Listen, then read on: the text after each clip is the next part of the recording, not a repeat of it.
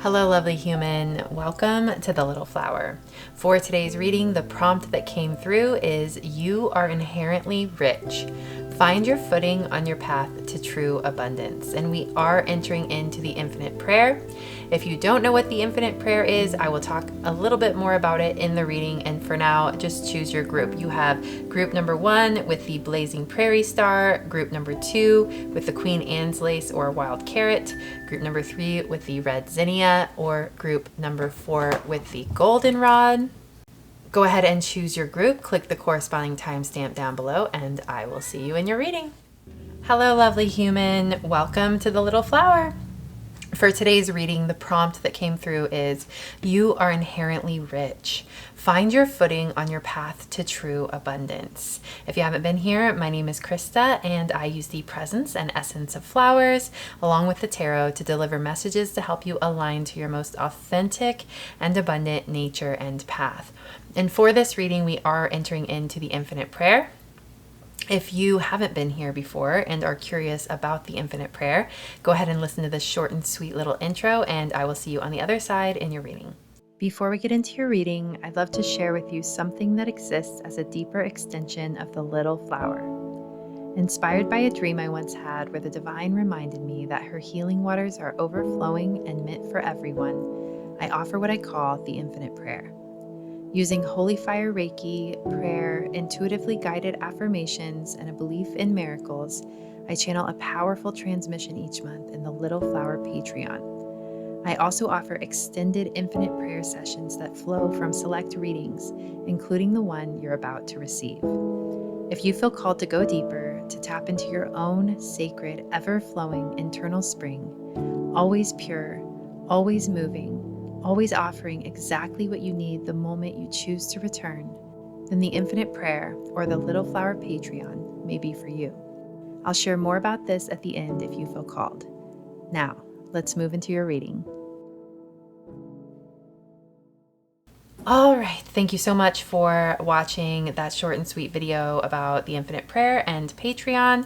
And I want to let you know, if you are interested in joining Patreon, I will have a short window of opportunity with this video, probably about 3 to 5 days after I post this video, where there will be a code listed down below where you can get 50% off your first month of your membership. So that will include the infinite prayer transmission that is correlated with this reading if you sign up for the overflow membership. So it's a really great way to get access to the infinite prayer for this reading and also gain access to almost 2 years worth of readings and infinite prayer transmissions on that Patreon membership. So let's go ahead and just get into your reading. You chose group number 1 with the Prairie blazing star, one of my favorite flowers. They are hard to come by around here, although they are native to where I am. They're not so prevalent, and I just so happened to drive down this one stretch of highway the other day to get my spring water, and it was the perfect timing because these were in full bloom. This is where I got them last year, so I went and picked a bunch of these Prairie blazing stars. They are so beautiful. They are symbolic of they're known for their survival strategies. So they're very adaptable. They adapt in particular to fires. So they have this long taproot that can access waters deep in the earth. So when there are prairie fires, they stay alive. It really makes me think of the phoenix rising from the ashes. They come back even stronger after the fire. And that could be present. That symbolism and that energy could be present within your reading. We will see. But let's go ahead and see what this Prairie blazing star has to say to you today. So, Prairie blazing star. Oh, and also there's something about this being a contrast to the rest of the flowers here. I only chose warm colors for the setup and for the rest of the flowers as options within the reading. And this flower is a pastel, like a purpley color. So it is the only cool color on the board here today. So there's an energy of standing out from the crowd, standing out from the rest, something unique, especially since like that timing had to be perfect for me driving down that stretch of highway to see these. They only grow in little patches in certain areas. They're not as prevalent as, say, the black-eyed Susan or other flowers, wildflowers that are found, at least in my area. So there's something here about you standing out, being unique, what you have to offer the world, being something that's both very profound and special, but also may only resonate with a certain crowd, a certain group, very niche. Like there's something very niche about you or about what you have to offer the world. So yes, Prairie Blazing Star. What do you, sorry, oh my gosh, all this symbolism is coming in, and I'm trying to get to the message from the flower, but also the star card is coming in, and the star is symbolic of your highest ideals and hopes coming true. There is something here about like a wish come true, a miracle happening, something that only happens once in a blue moon, and it's happening to you. Something that is very special, something that, you know, comparatively to society at large, people would look at you and say, wow, you're so lucky. And whether or not you earned whatever this luck is that has come your way, or if it's just been dropped into your lap like a blessing, like some sort of good karma you earned in another life, it is yours. And that energy of the world looking at you like, wow, you are so lucky. Wow, you get to live that way, or wow, you get to attain that dream. Wow, you got that dropped into your lap like that. That's amazing. You are so lucky. So claim that right here and now. There is luck coming your way. Something special coming your way. Something out of the ordinary that not everybody comes across.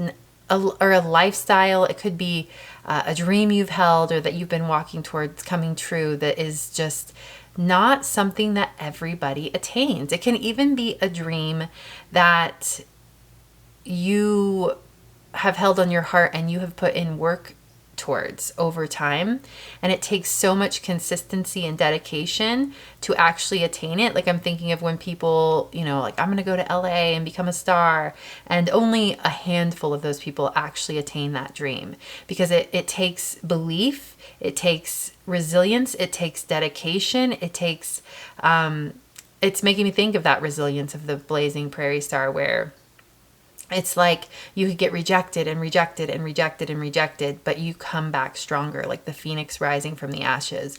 Through all that rejection, you keep going because you believe so deeply in your dream. Like that wildfire can come, but your roots are so deep that they have access to the water deep in the earth, and they are still nourished. There is something there about this dream that is stubborn, that is just ready to come to fruition. It is meant for you. So I know I said a lot there, so take what resonates out of all of that energy, out of everything I just brought up. I was just kind of channeling what was coming through. I think that's it for we didn't really get, usually with the flowers, I'll get this distinct channeled message from the flower, but it was more just like so many energies just coming forward, like channeling like symbolism, messages, signs. Like it just felt like this beacon of, I don't know, it really feels like you're being blessed in some way, you're being chosen in some way, you're being spotted by the divine and chosen to receive these special blessings. That's the original message there. Okay, so let's get into your cards. We are doing overarching theme cards from the Enchanted Map Oracle. I think that's what it's called. I never use this deck, the Enchanted Map, but I tried to grab a lot of decks today that I don't use very often.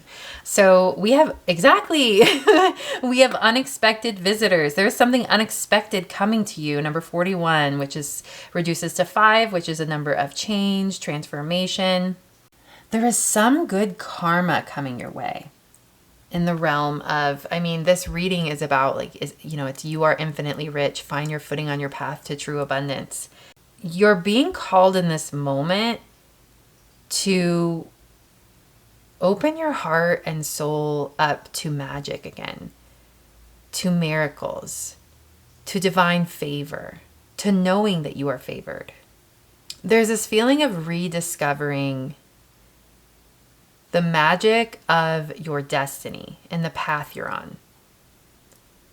And recognizing that even if you've lost sight of the magic of your life, even if you've lost sight of your dreams, even if you've lost sight of the whimsy of the path you're on. It never went away. You never lost anything. You can always just step right back onto that path. If you've ever had visions dropped into your mind's eye, your heart, your soul, things you know you're meant for, and you believed in them and you walked towards them, and it was just over time they didn't come true, and you lost sight of them, or you thought, maybe I have to settle. This is the energy of realizing that you never had to settle, that it's always only purely been about timing, and that you're still on the path. You're still on the path to your abundance. You're still on the path to what true prosperity and abundance means to you. It never went away. So stay open. Open your heart and soul up to what it means to be aligned to your destined path, to your most abundant path. I have a cat. His name's Jackson, and he is... lately, I don't know why, but he is so anxious. He cries a lot. He really wants to go outside, and I have been taking him for walks on a harness. He's a Bengal, so he actually does the harness very well. And I'm doing my best, but he is just restless. I'm gonna go fix the blinds. He's messing with the blinds. So yeah, if you hear weird noises just coming from the background, it's him. He's just being an anxious, wandery little cat. I'll take him for a walk later. But yeah, so let's pull more cards. I'm going to pull from the Earth Magic Oracle. All right, so you have Dragonfly with Emergence, which does kind of weirdly make me think of that Phoenix Rising energy. And then we have Childhood with Innocence. I almost mentioned Inner Child because on this Unexpected Visitors card, we have a child and she's peeking her head into... It's making me think of the Secret Garden. Like she's on the ground and this door opened up and there's this beautiful garden that she's kind of peeking her peeking into, like wow, like that's the feeling. It's like, wow, this could really be mine. This could be dreams that have been on your heart since you were a child that are still meant to come true. And a couple cards from the Seasons of the Witch. There's something so pure about the dreams on your heart that, and even the sun is beaming down on these children. They look so happy and free. And there's something so pure about what it is you really want. You want to live in simplicity. You want to live in joy. You want to live in an abundance that allows you to just exist freely in your simple, calm, present nature. It really feels like you're not asking for a lot. The dreams on your heart are very natural. And I did a short reel the other day talking about the sun and how it shines on everyone indiscriminately. And when the dreams on your heart are so natural, it's only natural that you be blessed with them. You be blessed with those opportunities to fulfill them. It is only natural. It's just like falling into a flow. And you are so, it's like there's not even a question of your worthiness. Like I don't even want to tell you you're worthy, because in telling you you're worthy, it feels like there's a question there. This is more about tapping into that pure nature of what it is you desire and just believing in it and allowing it to come to fruition because it is natural.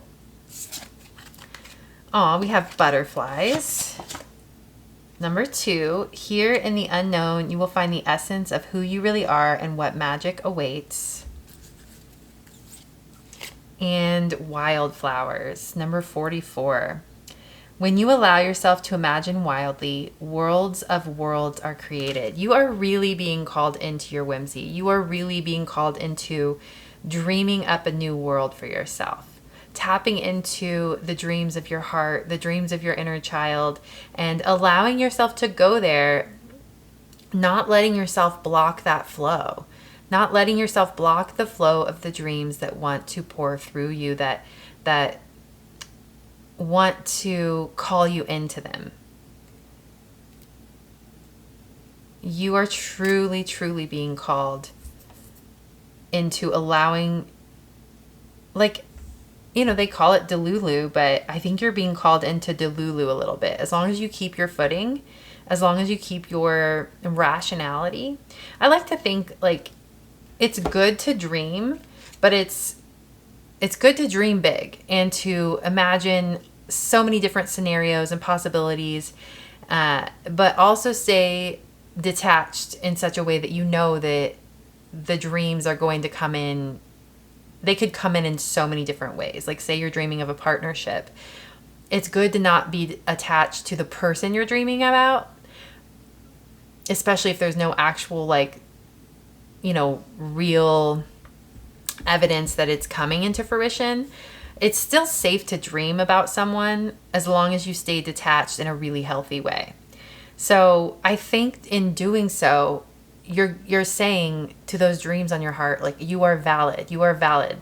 I trust you. I'm going to step into this Delulu dreamland for a while because it's enjoyable, because it's a possibility. And the possibility is so true. And then in the real world, if it doesn't come through in the way that your heart dreamt it, you can just, since you did stay detached, since you were healthy about it within it, all the while knowing, like, okay, this might not be exactly how it comes to form. This might not be the person that I'm meant to be with, or this might not, you know, be the type, like, it's just the, you know, the material specifics of things, unless there's evidence in front of you. Like, you're allowed to dream these, you know, I don't know if I want to call them fantasies, like make-believe. It's like make-believe, like a child, you know, it's innocent. You're allowed to dream that. Just make sure you do keep that grounded, rational, more adult detachment of, this might not come, like, I'm aware that this might not come to be. Don't enter into full-on delusion, you know. But that's the feeling. Like, I wonder if there have been times where you had feelings towards a particular person or energy or thing that you wanted to manifest or that you thought might come true, and you blocked yourself from dreaming about it because you didn't have evidence or proof that it could or would come to be. And this reading here is telling you it is okay to dream. It is okay to dream about specifics. That kind of helps your consciousness and your body and your nervous system understand, like, hey, this thing could really come true. This is a real possibility.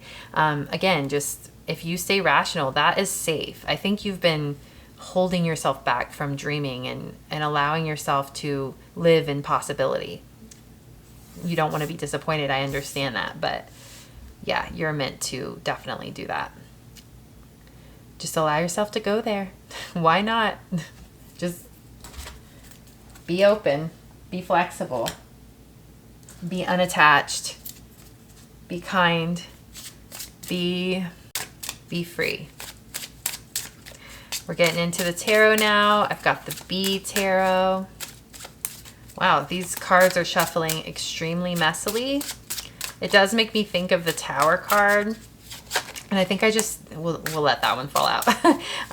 It's making me think of the chaos that occurs during transformation. So that Phoenix rising energy, you know, like that chaos of that fire and things being burned up, and then that taproot still like being nourished, and then it coming back full force. There's definitely, if you're walking through any chaos in your life, I want you to have that comfort in knowing that not all is lost. In fact, this is only going to create more proliferation in your life. So, oh my gosh. I know I haven't really been speaking about money to you guys, but I think this is nodding, and I will speak about money for sure in this, and maybe in this reading and in the other readings, but if you do feel called to another reading after this, that could work, because I do feel like this is more about abundance in the sense of, like, there's a purity here, there's an innocence here. It's what abundance truly means, which is simple freedom. It is being yourself. being able to be yourself, being able to breathe and relax and be open. Like, and by breathe, I mean being able to have your soul breathe and feel like it has the space it needs to exist in the world freely, unencumbered by societal expectation, unencumbered by pressures of others around you. That is the type of abundance, or at least part of the type of abundance that you are seeking. And it is absolutely possible for you. And obviously we do need money, you know, we do need resources in order to be able to live a life like this, because otherwise we are enslaved to the system, we are enslaved to the patriarchy. There has to be some level of self-sovereignty and abundance that is coming from a place of love, coming from a place of you doing something that feels right to your soul. That is absolutely necessary to feel true abundance. This is the energy of someone who is truly free, and knows they can have and dream up and create anything their heart desires to create. This is the type of abundance you're entering into. Okay, so your first card is the Three of Pentacles, which is about collaboration. The Ten of Wands,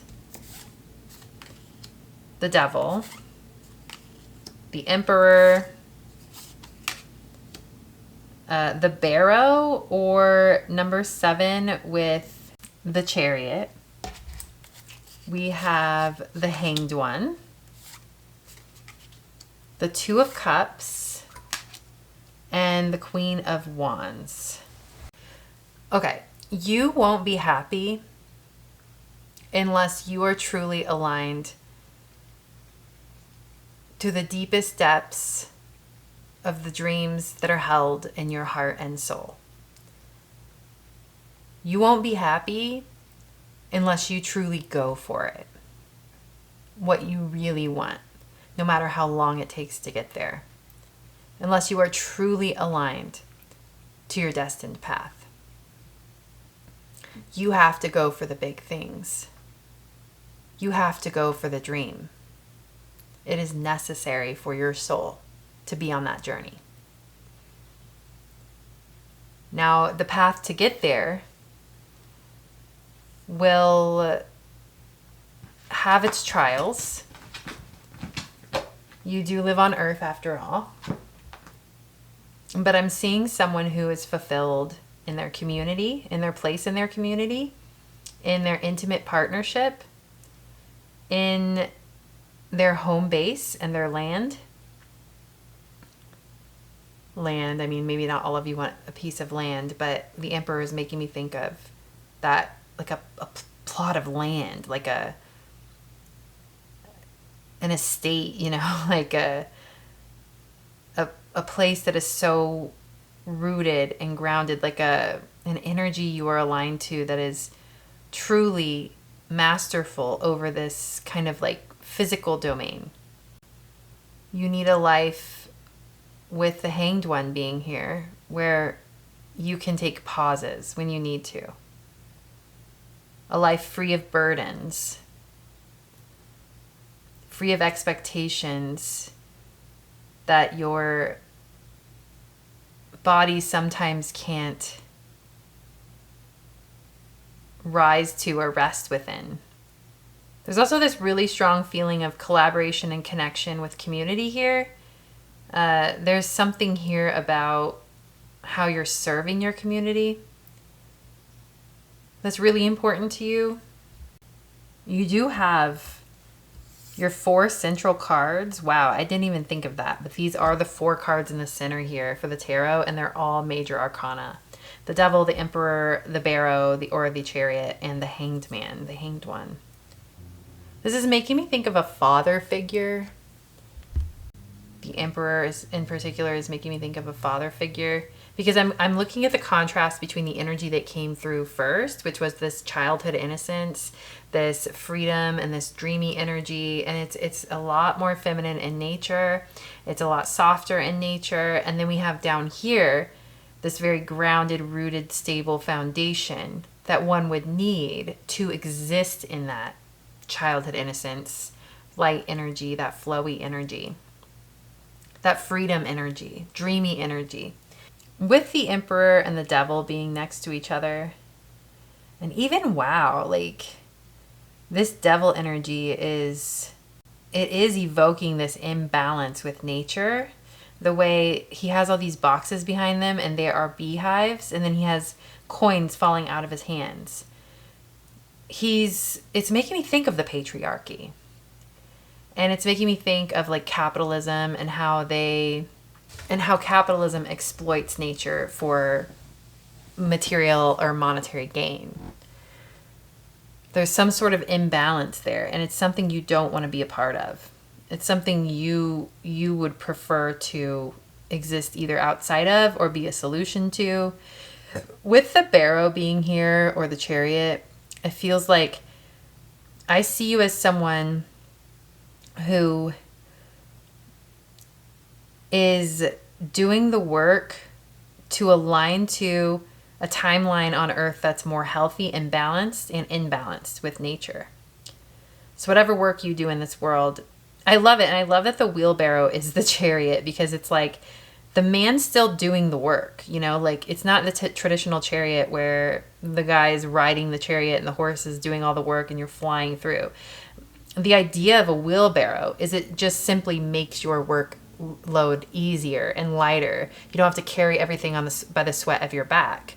You have this support, but it's still going to be work. And I think that's something you're learning. There's a slower way of being here, a slower way of working. There is an alignment here, like a realignment to a sense of slowness in your journey to building the wealth that you want, the abundance that you want, so you can exist in that free-spirited state, so you can feel provided for, supported, and be truly free. Have everything you need to go after the dreams on your heart that are so pure, such pure dreams that are truly worthy of unfolding in your life. When you accept the slowness of your journey, when you accept the seasons of your life, just as nature has its own seasons, and nature is very slow in the way it moves and the way it grows. Like even just thinking about this dragonfly here, you know, it has a process. It starts off as, I'm pretty sure it starts off of some little thing. Its larva starts in the water and it slowly transforms into this winged thing. You know, it still loves the water. It's still a part of the water, but it doesn't exist within the water anymore. It is this slow process that you cannot interrupt. You cannot goad it along any more quickly than it's meant to. So there is this natural process of evolution and unfoldment that, and we even have butterflies here, same thing, like that you're meant to step into, that you're meant to unfold into, you're meant to align to, and everything has a time. And I think if there's been any resistance to the slowness of this journey, or there could even be, it almost feels like wanting to force something to happen before it's time. Like that's the energy I'm getting with the Ten of Wands, the Devil. It kind of feels like wanting things to move more quickly than they're meant to. And it's like, it feels like your guides coming in and being like, man, if they only knew that they could slow down right here, right now. If they only knew that they could align to their destined path right here, right now, and step into the slowness of it and not feel that urgency, like they have to push and create something and make something happen soon or quick. Like if they only could just trust in the journey truly, then they'd be living in bliss already. There is that opportunity for you now to be aligned to this destined path so that every step you take feels right, feels gentle, feels slow, feels restful. To recognize that you can rest now, that there is time to rest now.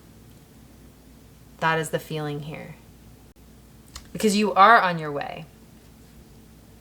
We did have that initial message about like unexpected visitors is your main overarching theme card here. And even this butterflies card says, here in the unknown, you will find the essence of who you really are and what magic awaits.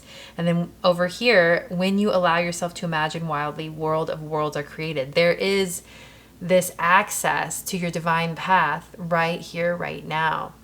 And I just feel like you're one step off of it. Like if you think about wandering down a path in the woods, for instance, and you take one tiny little, you veer off, you see a little outcropping, or maybe you mistake it for the path when really it was like a game trail, you know, and you go off track, and it's just like one tiny little veer.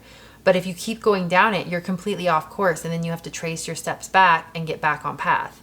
You know what I mean? I feel like you are in that moment where you've just veered off by accident, and you can keep going in this direction, and maybe eventually it will like meet back up with your path. But if you just turn around, trace your steps back, realign, and then move forward, you'll get, it's not even about getting there more quickly, but first of all, you will get there more quickly, but the journey will feel more, I heard momentum. Like, I feel like there will be more momentum. The journey will feel more purposeful. You'll feel more aligned. I don't know why. It just feels like there's some sort of misalignment occurring that needs to be like, it's just like you're one step off. Like you took a few steps the wrong direction, but like all you got to do is turn back around, get back on track, and then you're there. And it has a lot to do with resting. It has a lot to do with pausing. I think there's a resistance to pausing, a resistance to resting. I think you feel like you need to get somewhere, and so you keep pushing, but it feels like the quickest way you're going to get somewhere is if you just pause, take a moment, take a breather, look where you are, retrace your steps, realign, and move forward.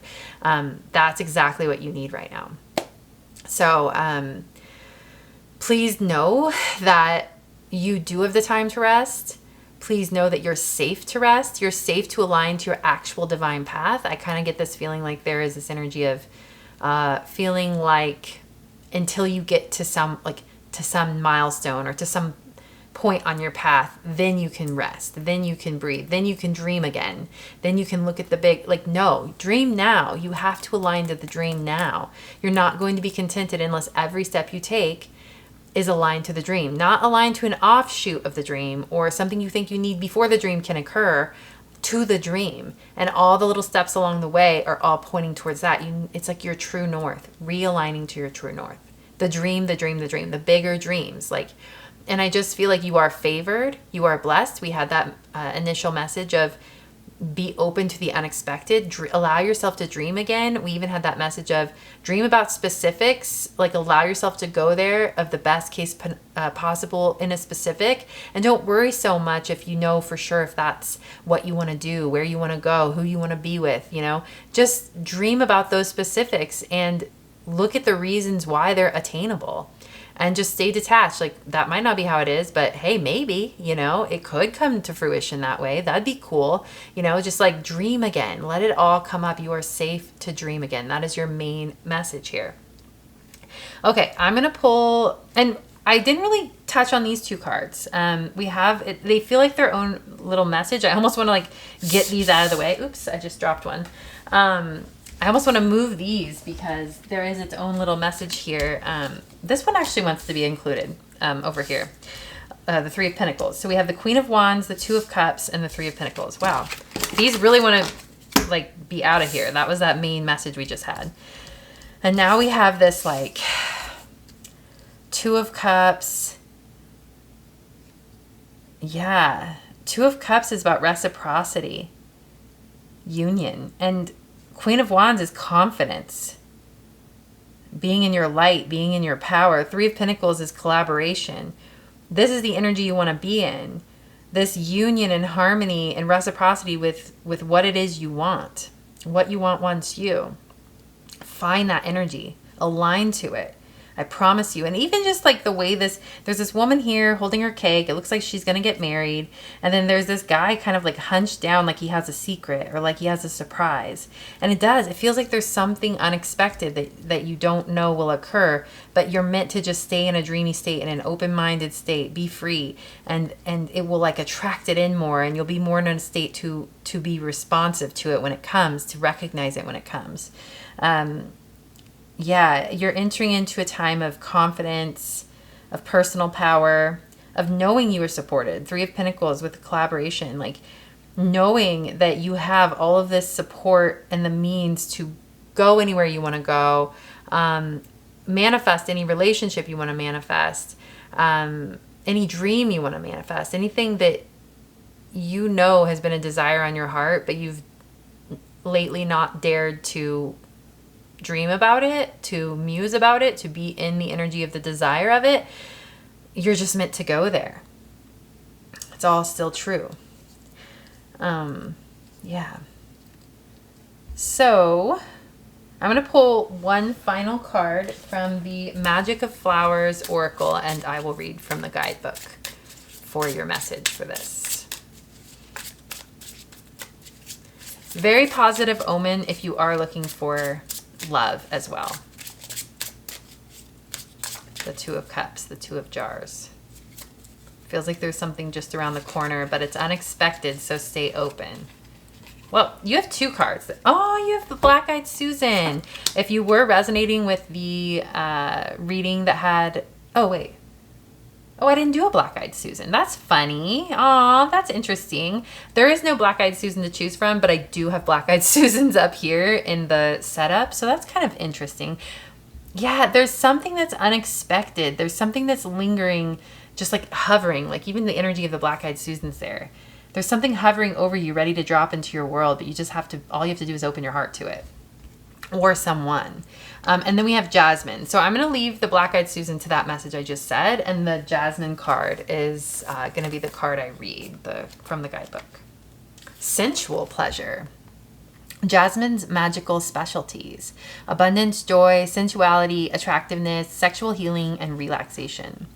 The more you open to sensual pleasure, the more joy you will experience, the more beauty you will radiate, and the more love you will give and receive. This is making me think of the Queen of Wands.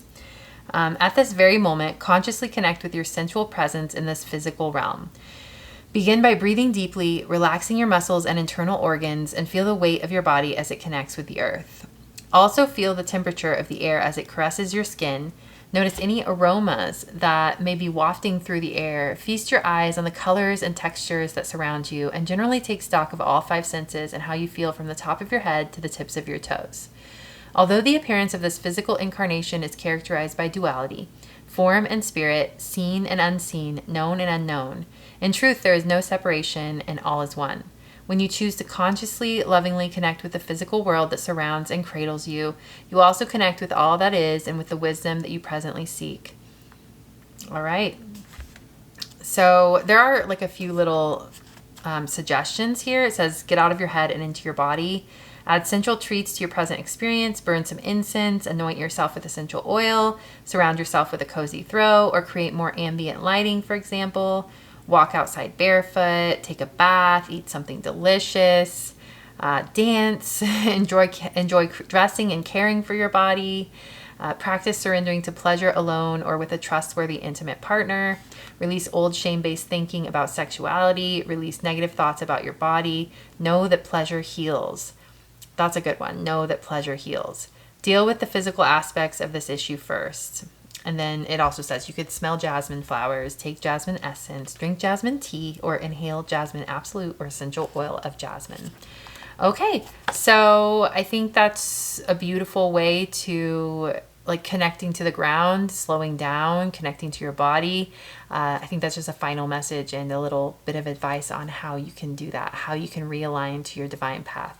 So beautiful. Thank you so much for being here. We are doing the infinite prayer, as I mentioned. Again, we are having a short window of time to get 50% off that session if you feel called, or well, no, it's 50% off your first month of Patreon membership. And if you sign up for the Overflow membership, you will get access to that session. So it's actually more inexpensive to do it that way than to just sign up for the one off. And if you did miss this window of opportunity, don't worry. Every month I do have a little like 3 to 5 day window where you can get 50% off. So go ahead and hit that bell icon, hit the subscribe, and you won't miss another opportunity. And I forgot to write down my intention for this group for the Infinite Prayer. So let's go ahead and do that. I'm going to write the message that stuck out the most for me in this reading is you will not be happy unless you go for the big dream. And I'm going to write that down. Whatever the big dream means to you, there is such a profound, like the way you're going to get realigned to that destined path and feel more fulfilled with every step you take on your journey to abundance is to have that true north be the biggest dream, because you know it's possible. There's a part of you that knows it's possible. I think over time, that belief might have been eroded by the burdens of life, or like the expectations of life, or the difficulty of the journey, or whatever it took for you to step on your stepping stones to where you know you're meant to be. I just think you know what is possible for you. Realign to that. So, all right. Thank you so much for being here. That code is down below if you were interested in the Patreon membership. But yeah, thank you so much. Feel free to like, comment, or drop a flower emoji if you resonated with this reading. As always, I am honored by your presence, and I hope I see you over in Patreon or in another reading soon. Bye. If you'd like to be supported more deeply through powerful energy healing transmissions that serve as monthly anchor points to keep you grounded and aligned to your most fulfilling path, along with access to a growing collection of exclusive soulful pick a flower readings, I'd be honored to have you in the sacred space of the Little Flower Patreon. My intention is for this space to be a spiritual lifeline to healing, clarity, and soul alignment. A sacred container that leaves you feeling free and safe to unfold into your most authentic and abundant nature. Each month in the Wellspring membership, I channel a theme or prompt for 2 new Pick a Flower readings, with one of those readings laying the foundation for what emerges in the Infinite Prayer. Using Reiki, prayer, intuitively guided affirmations, and a belief in miracles, I offer a new, powerful transmission each month. With the Overflow membership, receive everything in Wellspring, plus access to every new extended Infinite Prayer session drawn from monthly YouTube readings from October 2025 on. Click the link in the description box below if you feel called to explore. Feel free to like, comment, drop a flower emoji, or subscribe to The Little Flower. You may browse single Infinite Prayer transmissions, check out my adorable merch featuring my bee and flowers logo with the phrase, "Hello, lovely human," and leave me a tip or buy me a coffee if you feel called to. Last but not least, I have another YouTube channel called Soul Hearken, my heart and soul in video form. I'd be honored to have you over there as well. Everything you'll need is listed in the description box below. With so much gratitude, I send you prayers of happiness, peace, health, and wealth. You are honored and loved.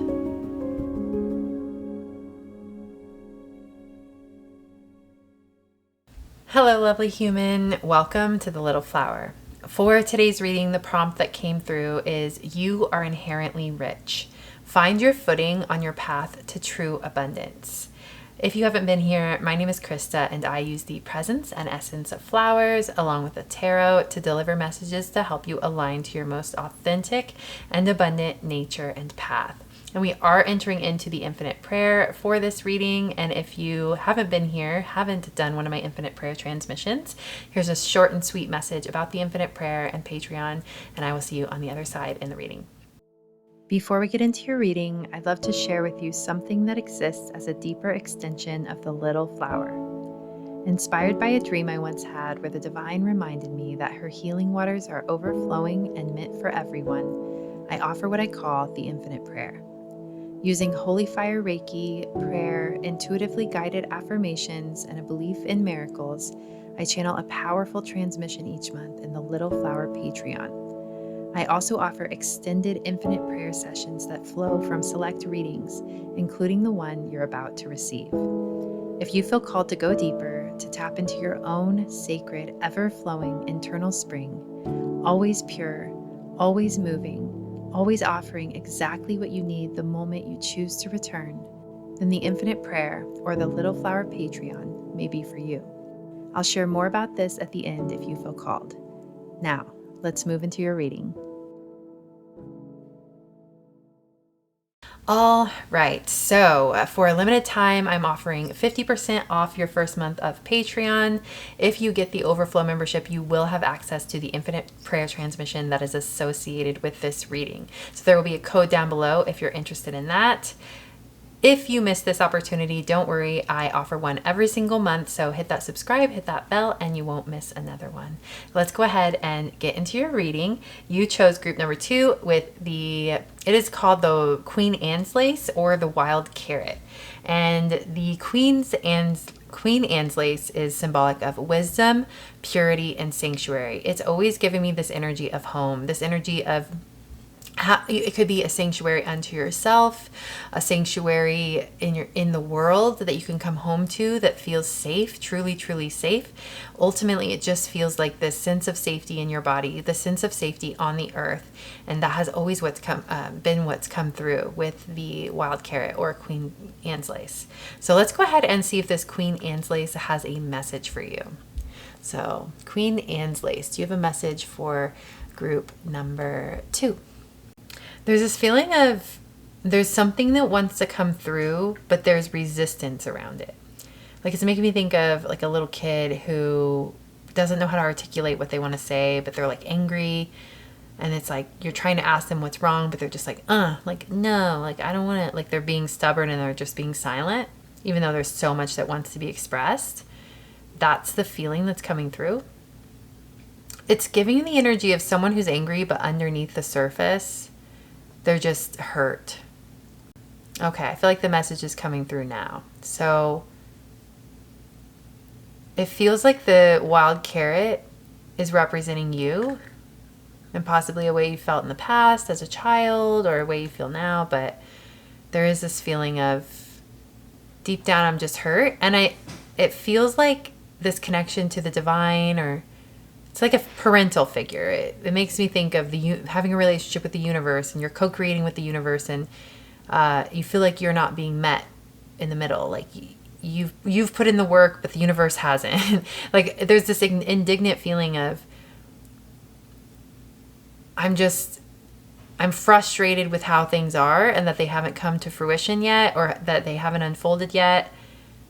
But deep down, I feel hurt. I feel like I'm worthy. I know I'm worthy, but like, why haven't my blessings come? Why hasn't my abundance come? Why hasn't the money come in? Why have I had to live this way when I've been constantly putting in the work or constantly aligning to what I know is meant for me and doing all of the manifestation tactics, or doing all of the internal work to release what does not serve you on your path to abundance, or release the internal blockages, mentalities, old patterning that hasn't been serving you on your way to abundance. It feels like you've been doing the work, but the rewards are not there. And there is this, and you might not even realize it yet. It might be a frustration or an anger on the surface, but deep down you feel hurt, like left out. There's that feeling.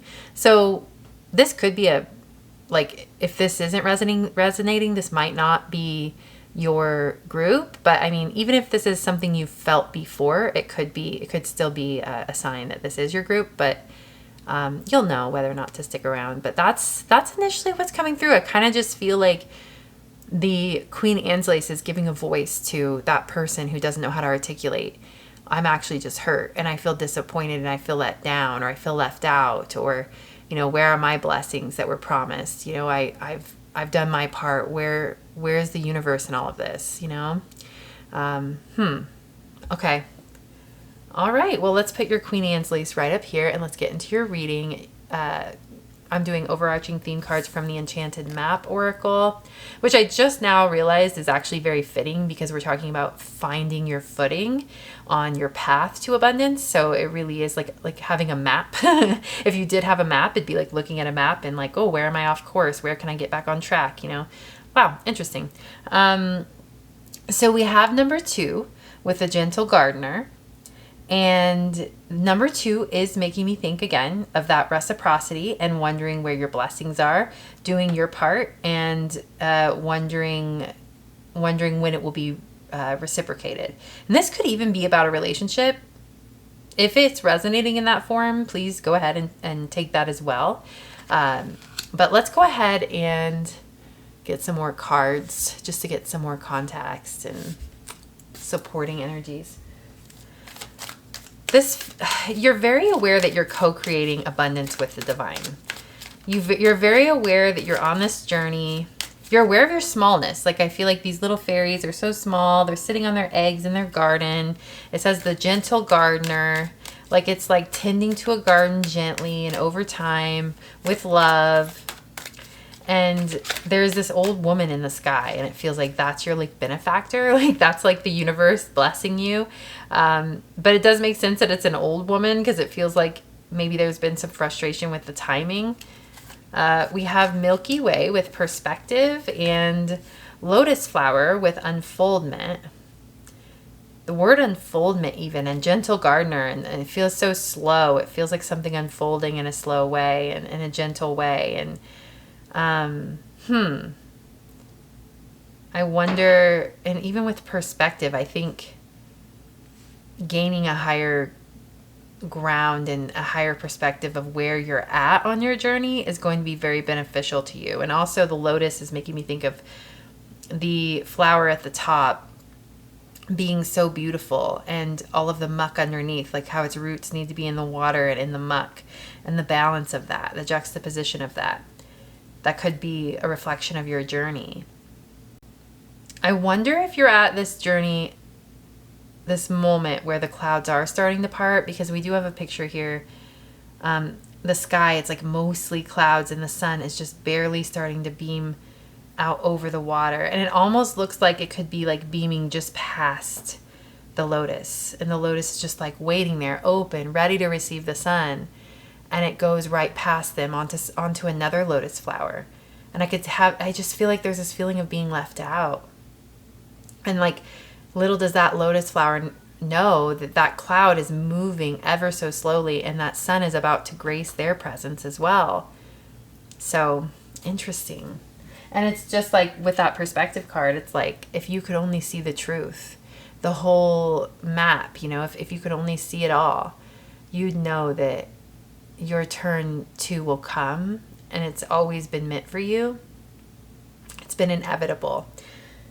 Okay, so a couple more cards from the Seasons of the Witch Litha Oracle. All right, we have Heat Wave, number 15.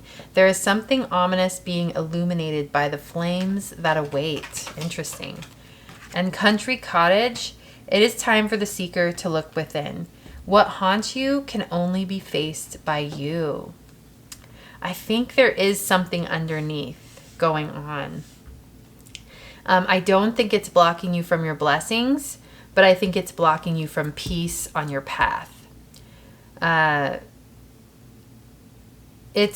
could see, like, we did have that message earlier where it was like, I've done the work, I've done the clearing away, and, you know, where are my blessings? Like, where is my abundance?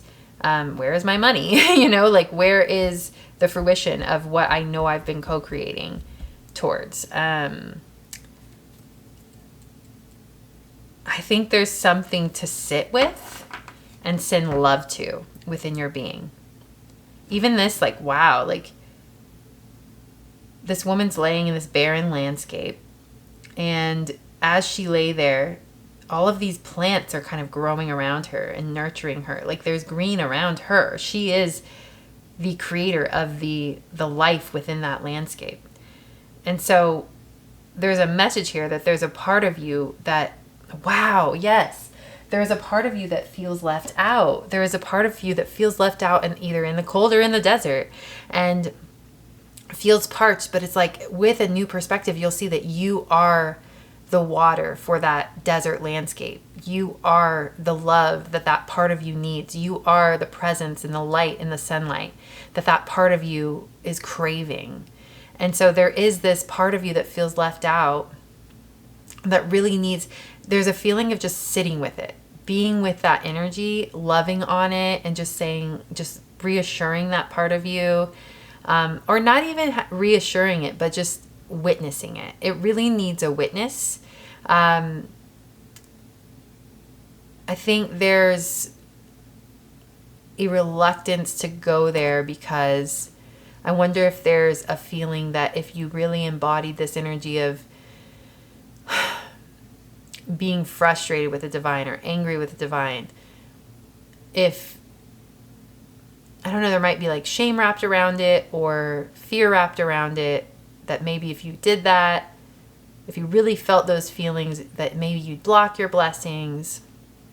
And there's something there. There is some, it's kind of, it is shadow work, but it's more, it just feels like an emotional experience a part of you is having that needs to be witnessed, and like it needs to be embodied. Even if you're angry, just be angry. Even if you feel left out and burned, you know, like feel left out and burned for a while, and just be in that energy. And because there is some sort of righteous indignation within it, I think. There is like a truth to it that needs to be acknowledged and validated. And even the divine would acknowledge and validate that truth within you. But if you're not acknowledging it and validating it, then the divine can't reach it either. It's like it's a part of you that's just hidden away. So interesting. I have 3 cats in the house right now, by the way. So if you hear some crazy noises, they're chasing each other, climbing on things. Just, that's what that is. So let's get into your tarot. We're going to get into the B tarot. The infinite prayer transmission will be really good for you guys. It's a healing journey. And this could be an opportunity to really sit with those emotions. Actually, wow, I already want to write down your my intention for you. So my intention for you for the infinite prayer is, your feelings are valid. Trust in where they are leading you. So these quote unquote negative feelings within you, the anger, the frustration, the feeling left out, these are a sign, like a mile marker on your journey to abundance, on your journey to a rich life. This has to be acknowledged for you to move forward and find your footing on your path to true abundance. It feels very much in your heart center. That's where I keep, like as I'm speaking, that's where I keep feeling it, pointing to it, like on the left side in your heart. Yeah, there's, it's going to lead the way, these feelings. They're going to lead the way. All right, let's get into this tarot. We have, wow, the Strength card. That's perfect for you. It's like taming the beast within with love, with validation, with honor, with respect, right? Queen of Wands. 2 of Cups. Oh, the 5 of Pentacles. Wow. That is the perfect card to represent what I just said. It's almost like these are 2 aspects of you. It's like you're validating your feelings and nurturing and holding that part of you, and just being with the brokenness of that feeling. Because it's more than just, oh, your blessings aren't here, your abundance isn't here, and it's not like a little bratty kid. It's deeper. It's a feeling of, why am I always left out? Or why can't I have the thing that I want and everybody else, you know, that's something deeper. Like that feeling of lack within, like that goes back to childhood. That goes back to a soul wound. There's something there. It's not just about clearing away scarcity mindset and the stuff, you know, like those are more neutral. This is something that has to do with your soul's journey, and it will guide you in the right direction.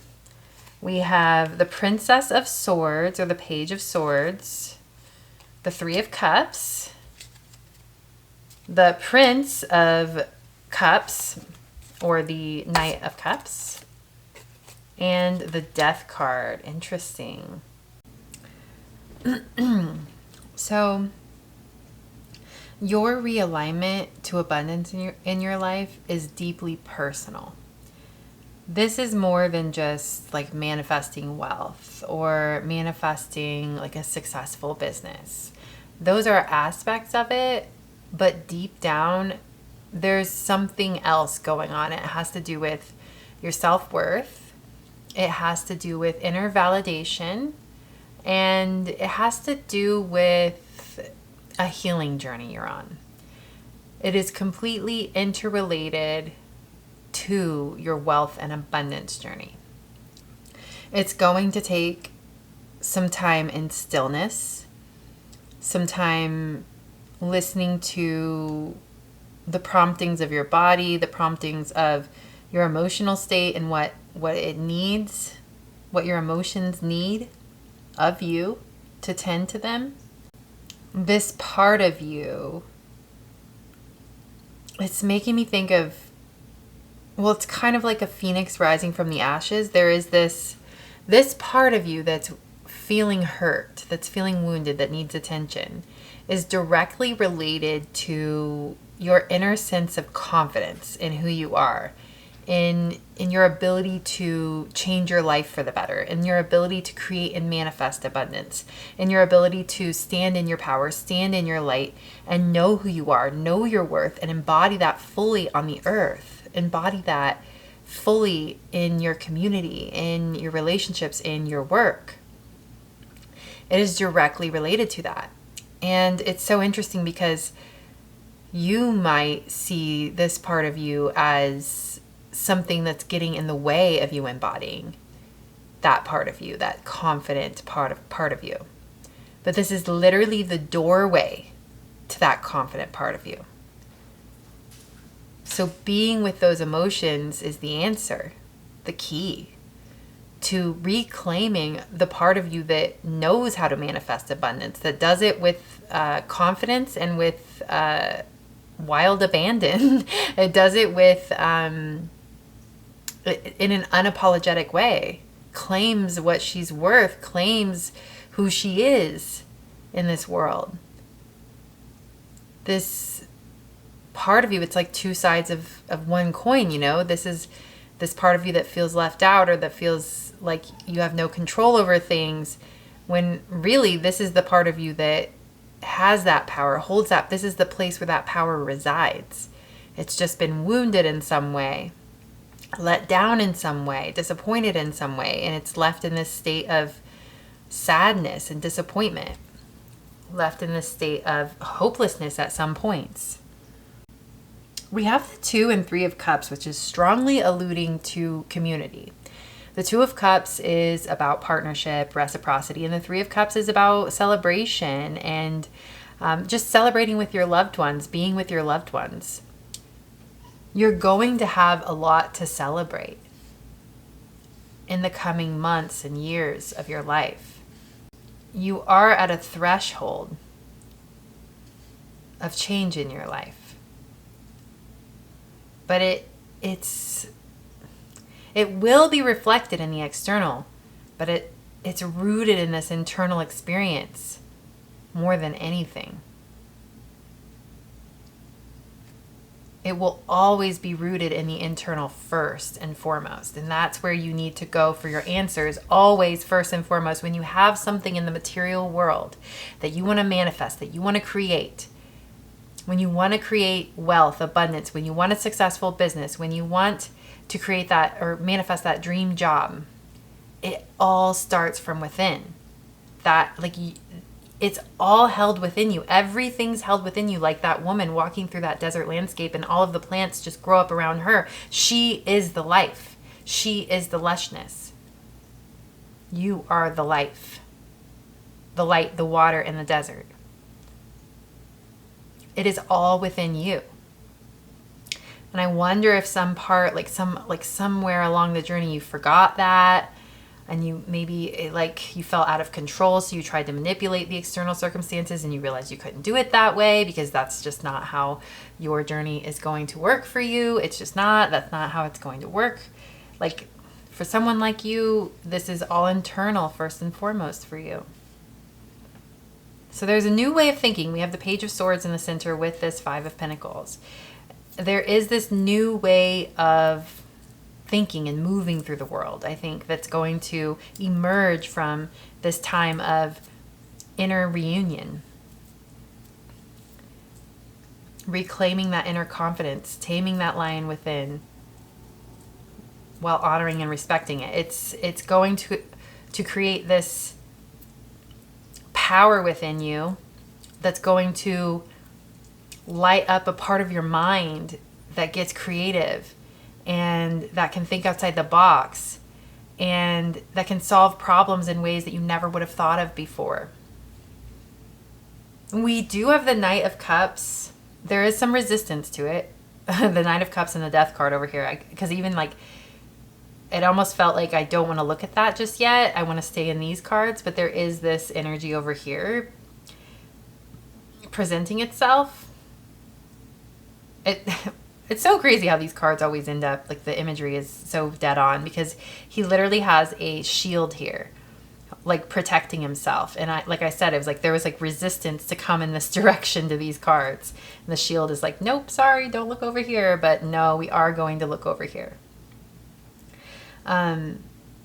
There's something to be put to bed, to be put to rest in your life, a way of being that is done and over with. It has something to do with the way you feel about yourself, your self-confidence, the way you feel about your capacity to create the change that you want to see in your life. There's something that needs to be put to bed for good. You are a powerful being. You are a master manifester. And I feel like this part of you has been wounded, and it's just not been thinking clearly. It's just not been seeing clearly, seeing the truth of who your soul really is. Because you know on some level who your soul really is, or you never would have started this journey in the first place. So there is a death of an old way of being and viewing yourself. I think a self-concept that's going to die in your life. Because it was never you in the first place. You've heavily identified with it. It's something that has to do with... that feeling left out energy. Like these things only happen for other people. It doesn't happen for me. I'm not capable. I don't have it in me. It's not in my makeup, or, like something like that. It's like self-doubt. And it's just, that's not who you are though. That is just the wounded side of something powerful and amazing within you. And you can heal that. You can release that for good. Death is final. And you have it within you. You are the source of healing for the part of you that needs healed.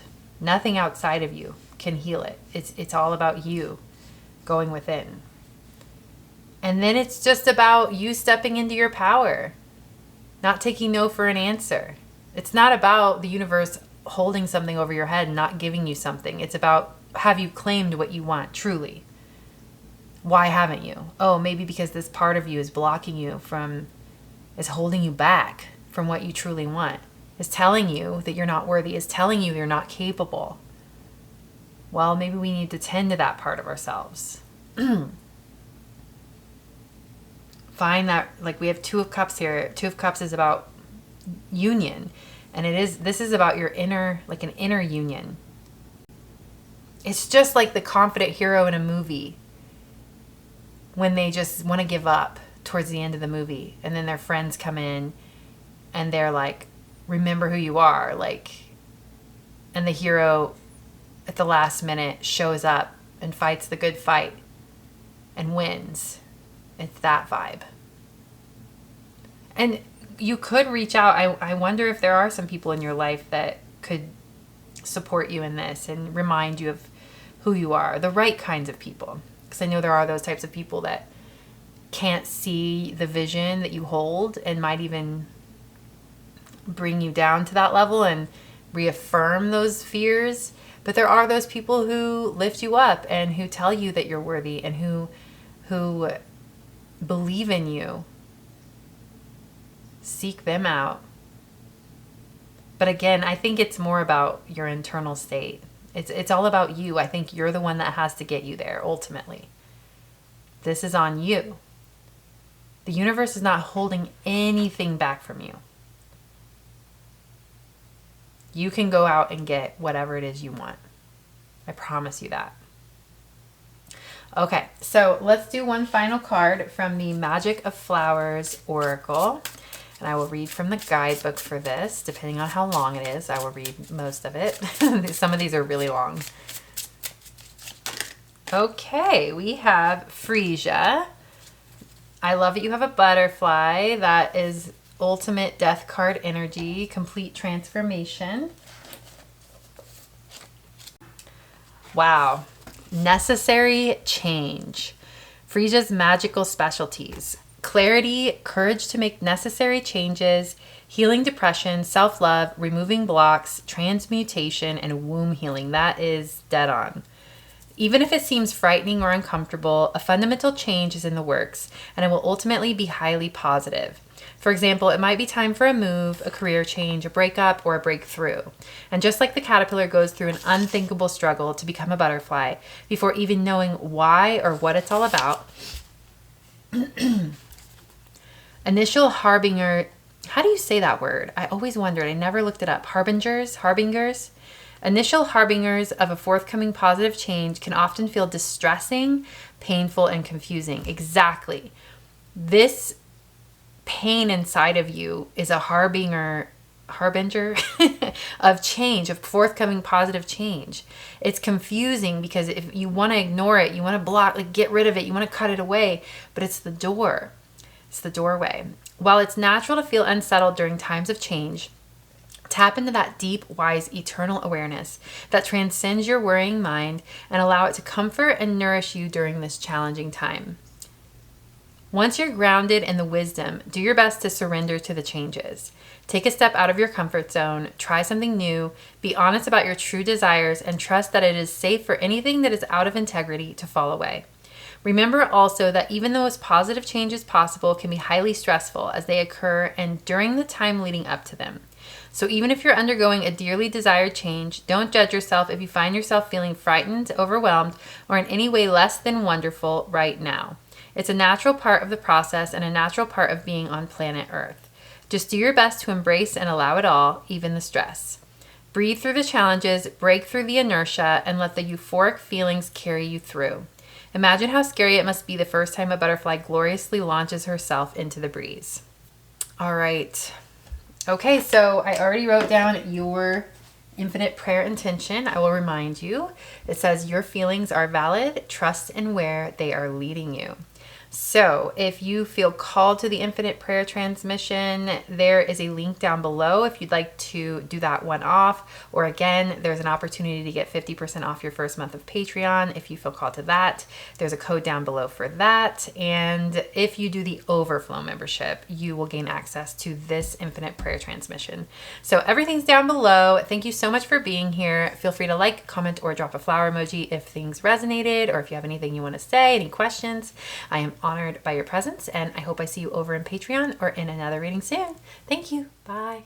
If you'd like to be supported more deeply through powerful energy healing transmissions that serve as monthly anchor points to keep you grounded and aligned to your most fulfilling path, along with access to a growing collection of exclusive soulful pick a flower readings, I'd be honored to have you in the sacred space of the Little Flower Patreon. My intention is for this space to be a spiritual lifeline to healing, clarity, and soul alignment, a sacred container that leaves you feeling free and safe to unfold into your most authentic and abundant nature. Each month in the Wellspring membership, I channel a theme or prompt for 2 new Pick a Flower readings, with one of those readings laying the foundation for what emerges in the infinite prayer. Using Reiki, prayer, intuitively guided affirmations, and a belief in miracles, I offer a new, powerful transmission each month. With the Overflow membership, receive everything in Wellspring, plus access to every new extended infinite prayer session drawn from monthly YouTube readings from October 2025 on. Click the link in the description box below if you feel called to explore. Feel free to like, comment, drop a flower emoji, or subscribe to The Little Flower. You may browse single infinite prayer transmissions, check out my adorable merch featuring my bee and flowers logo with the phrase "Hello, lovely human," and leave me a tip or buy me a coffee if you feel called to. Last but not least, I have another YouTube channel called Soul Hearken, my heart and soul in video form. I'd be honored to have you over there as well. Everything you'll need is listed in the description box below. With so much gratitude, I send you prayers of happiness, peace, health, and wealth. You are honored and loved.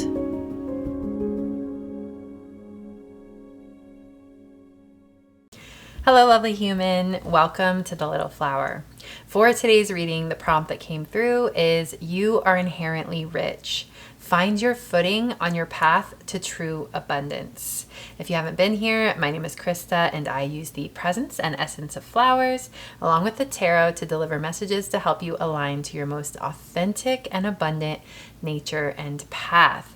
And for this reading, we are entering into the infinite prayer today. If you haven't been here, haven't done an infinite prayer transmission with me, here's a short and sweet little intro about it, and I will see you on the other side in your reading. Before we get into your reading, I'd love to share with you something that exists as a deeper extension of the little flower. Inspired by a dream I once had where the divine reminded me that her healing waters are overflowing and meant for everyone, I offer what I call the infinite prayer. Using holy fire Reiki, prayer, intuitively guided affirmations, and a belief in miracles, I channel a powerful transmission each month in the Little Flower Patreon. I also offer extended infinite prayer sessions that flow from select readings, including the one you're about to receive. If you feel called to go deeper, to tap into your own sacred, ever-flowing internal spring, always pure, always moving, always offering exactly what you need the moment you choose to return, then the infinite prayer or the Little Flower Patreon may be for you. I'll share more about this at the end if you feel called. Now, let's move into your reading. All right, I just want to mention that for a short window of time, I'm offering 50% off your first month of Patreon. If you do that and you get the Overflow membership, you will get access to the Infinite Prayer Transmission for this reading. So that is a great way to check out the Infinite Prayer if you feel called to it, but also to browse through almost 2 years worth of readings and Infinite Prayer Transmissions that are available in that space. So there will be a code down below for the 50% off. If you miss it, don't worry. Every single month I have a 3 to 5 day window where you can get 50% off your first month. So hit that subscribe, hit that bell, and you won't miss another opportunity. But let's get into your readings. So you chose group number 3 with the beautiful Red Zinnia.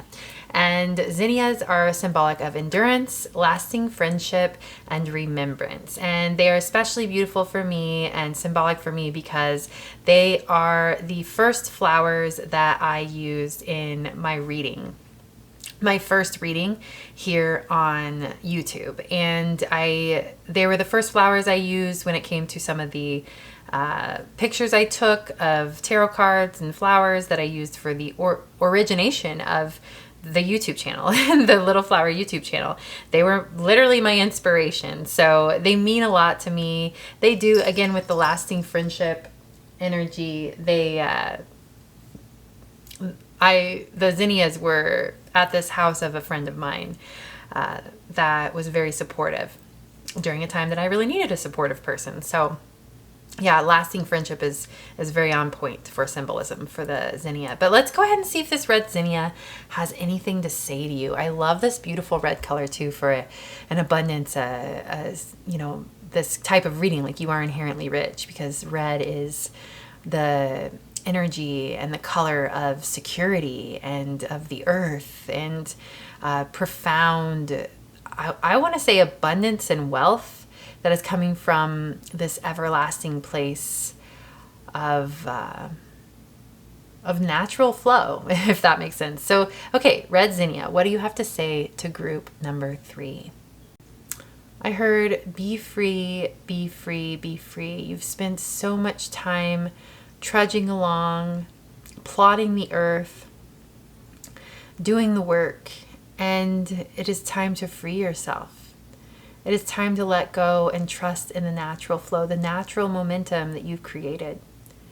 Rest and relax because your blessings, your riches are on the way. Oh, wow. Okay. Very short, sweet, and simple message from the Red Zinnia.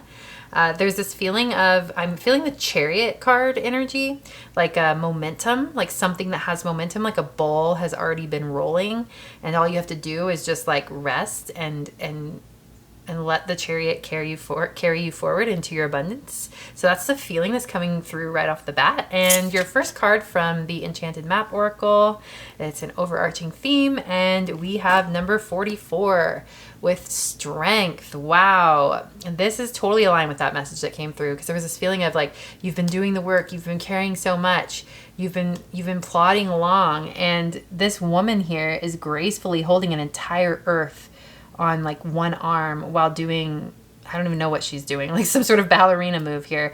And there's a tree growing out of the earth. 44, wow. I mean, 4 is the number of security and strength, and then 44 reduces to 8, which is a powerful number of abundance and richness. So this is such a positive omen right off. I just feel like you've done so much work. You've done it so gracefully and beautifully. And there's this moment of, I can now let go because what I've created has a life of its own, and I can let it carry me forward. That is the feeling here. So let's get some more cards. Let's pull from the Earth Magic Oracle. Okay, we have Milky Way with Perspective. I really mixed these up, and we still got Milky Way. That was from the last group.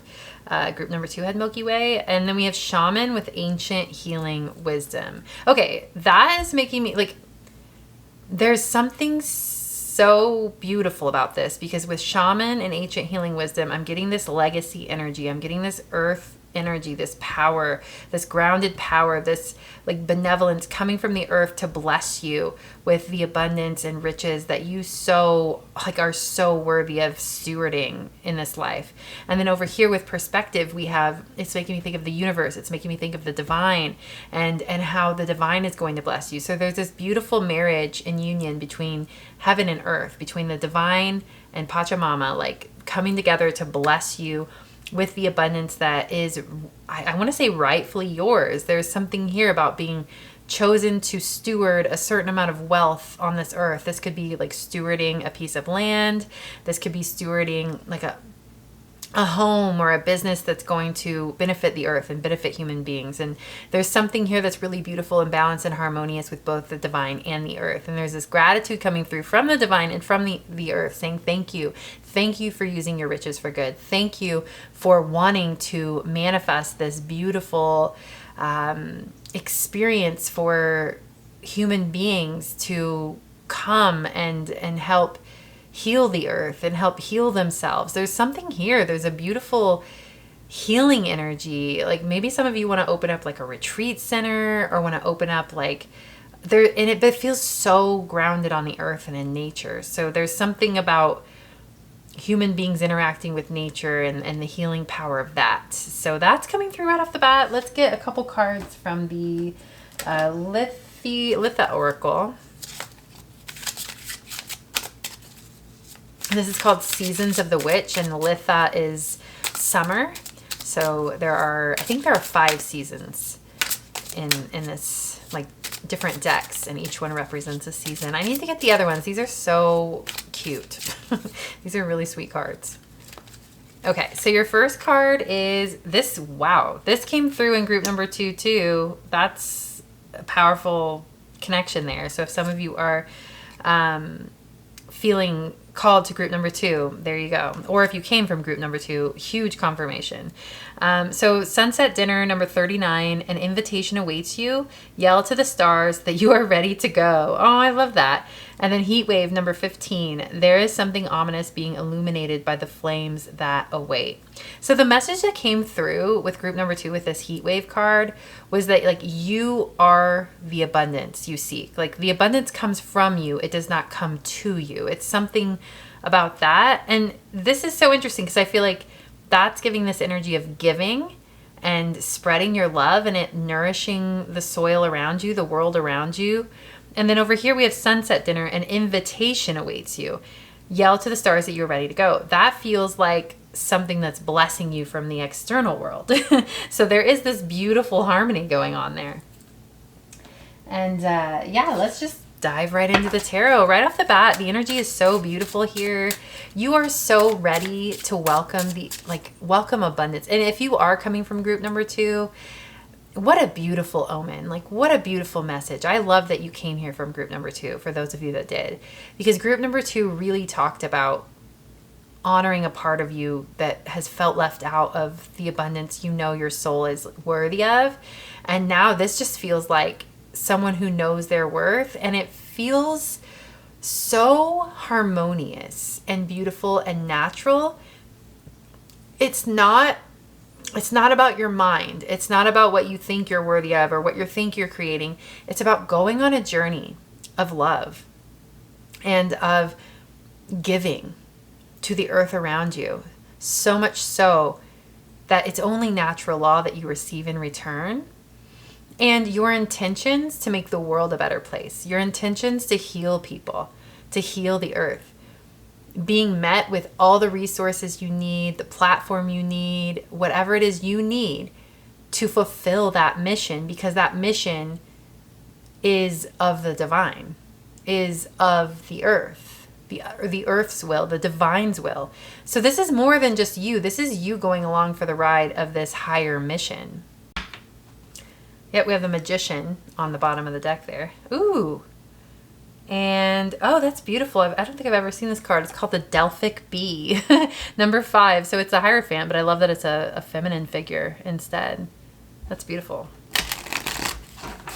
It just feels like gates, like a gate, because sometimes I think of the Hierophant as like a gatekeeper, but that woman, she was like, had her hands out and the honey was just pouring from her hands.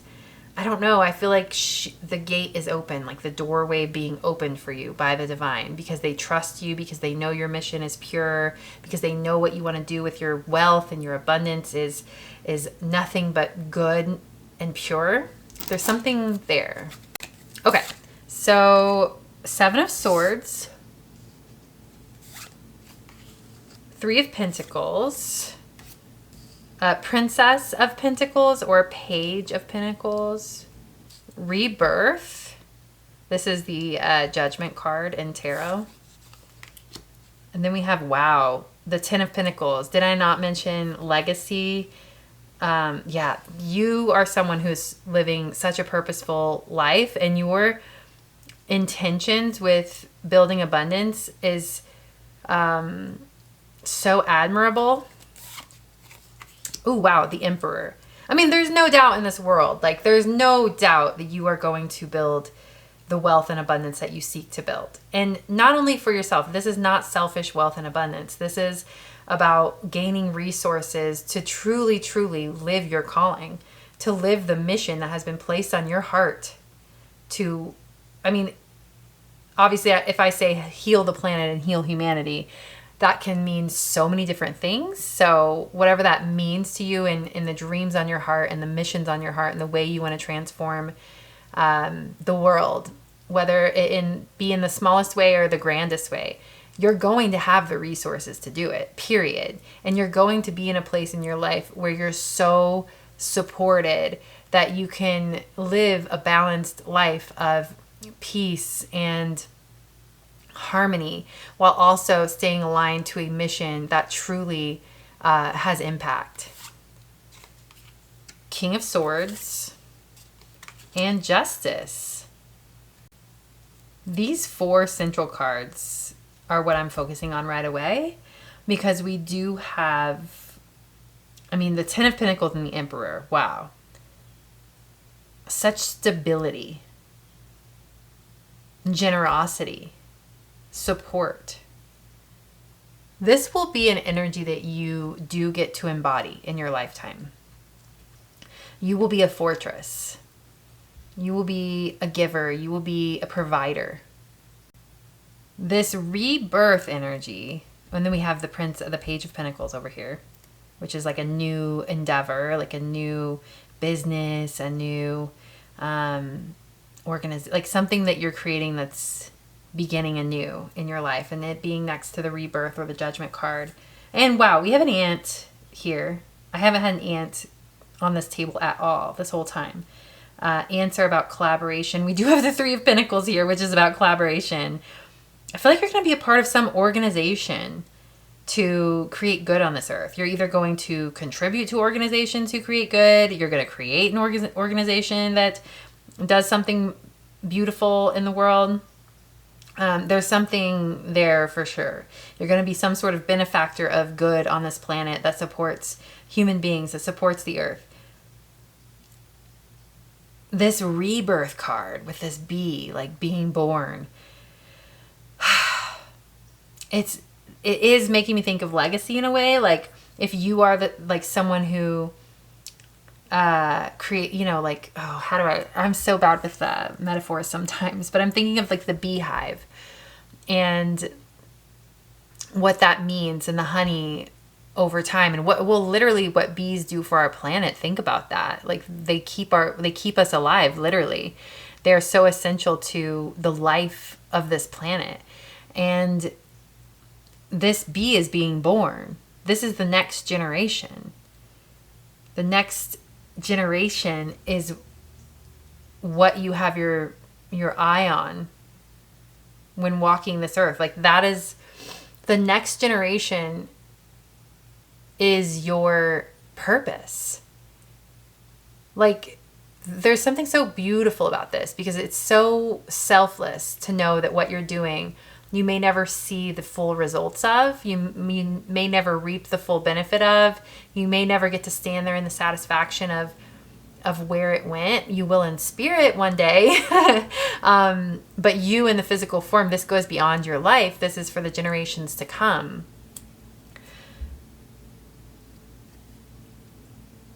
This is interesting because I want to come back to my intention for this reading. And my intention for this reading is to help you find your footing on your path to true abundance. True abundance to you is leaving behind something that matters, that means something, that changes the world for the better. And my question is what does group number 3 need to know right now to stay aligned? The other energy that came through with this, not only the next generation energy that came through with the rebirth card here, but there's a message here that there's a part of you that you don't even know yet. Like there's a part of you that is so like goal oriented, mission oriented, that knows their power to create change but stays humble within it, that you're not even that acquainted with yet. So I think I know there's a deep desire within you to be of purpose in this world. And I'm telling you that is going to become fulfilled through you and within you in this life, if you allow it to. This is something you're along the journey for. You're a leader. I think you will be invoking leadership qualities. We have the King of Swords here. The King of Swords makes me think of someone who's like leading an organization, very, very organized, very thoughtful, very clear, can make clear-cut decisions, knows what he's doing, stays impartial, stays like Justice even. We have Justice is like an impartial energy too. That's interesting. It's like doing what you have to do to make decisions for the greater good. That might be an energy you embody one day. This leadership energy you might not be acquainted with yet. Wow, ooh, this is interesting. I haven't even been looking at this card. It's kind of been like hiding from me, and it is the Seven of Swords, which is about like things unseen or like deceitful energies. So I wonder if there's something going on behind the scenes that you're not aware of, that's getting in the way. Not getting in the way, that's not what I meant to say. It feels like, because we were talking about there's a part of you you're not acquainted with yet. I mean, this could even be something that over time, when you're an elder, you are embodying this energy, this elder energy within you. Let's look at this card. Let's see. So we had a bird come and steal some of the larvae in the beehive.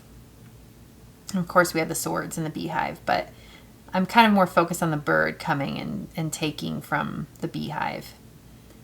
And the larvae are the, you know, if we're talking about like rebirth or like the next generation, that's the feeling. Thinking of the word opportunist, you know, like maybe if there was something compromised in the beehive, the bird found an opportunity to get what it needed, you know, like it's because there's nothing wrong with a bird eating larvae, you know, like it's natural, like, right? Like that would make sense that a bird was just trying to eat. But it feels like there was something compromised with the hive in the first place for that bird to have access to the larva. There's this feeling. Okay, finally it hit me. When I was talking about like, oh, you're going to embody this energy. You could even only embody this energy when you're an elder. That might be an attitude that you have, like where you're putting off like embodying a more mission-oriented and purposeful energy and leadership energy in your life, or in like where you're headed in your life, what you're building. I wonder if you would like to, sorry. If you would like to, I kind of lost my train of thought. If you would benefit from embodying that energy sooner in your life, that could be good. There is just this feeling of embodying this like grown-up big boy energy. like I know that sounds kind of patronizing almost, like put on your big boy pants. Like I don't like that, but I don't even know why it's really coming through like that. I don't ever say that, so that's weird. It's kind of it's giving it a lighthearted feel, I think. Like it's like, why are you putting off embodying this energy that could so serve you at this point in your journey right now? This leadership energy. It's like you kind of keep putting off thinking you're a purposeful human being, or think it feels like, oh, when I get to this place in my life, I will be more purposeful, and I'll use, if I build wealth, or like, you know, if I don't know, I'll embody that energy one day. But you already are embodying, like that energy is already a part of the thread that you are following to build the wealth and to build the abundance that you are building. Like it really, I wonder if you don't see, it's almost like, yeah, Seven of Swords can be like, you're not seeing something clearly, like just how purposeful you really are in what you're doing now. Even like you might have this grand vision and this huge mission on your heart that you want to bring to fruition one day, and maybe not even huge. It doesn't have to be huge, you know. It could feel huge to you, just like with the smallness of where you're at, you know. But like, it kind of feels like there's a disconnect there, and it needs to be, there needs to be some sort of reintegration of that side of you. Again, I don't know how to put it, like a mission-oriented side of you, or a purposeful side of you, a knowing that you can make a difference on this planet, that you do make a difference on this planet. It's not even that you can, it's that you do. It's that your very presence is a powerful catalyst of change on this planet. Like as you are. You already are making a difference, and you need to wake up to that. Like that's the feeling. It's like waking up to the reality that you are such a profound, you're a powerhouse of change. And that's amazing. That's already who you are, and you will always continue to be that way. That will always continue to be the truth of your soul. No matter what you do. No matter what you put out there in the world.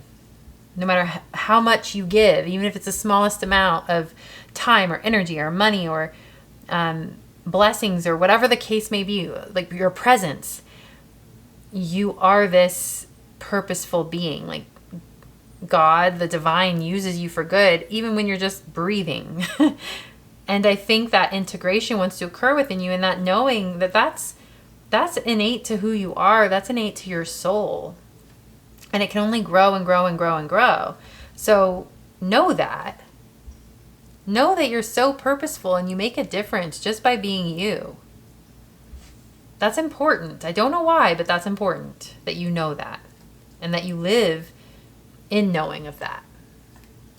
I think it just brings this sense of calmness to your soul if you know that. Like that this part of your journey matters too and is purposeful too. And it's very it's helping others around you. Your immediate family and friends, or your immediate community. Like you're really an impactful person. Really, you really change people's lives and you don't even realize it. Like if you could hear everything, every positive thing everyone in your life or that has been in your life would say about you and how you've inspired them or how you've helped them or supported them or gave them strength, you know, like you would be blown away. This is not just a future you. This is you.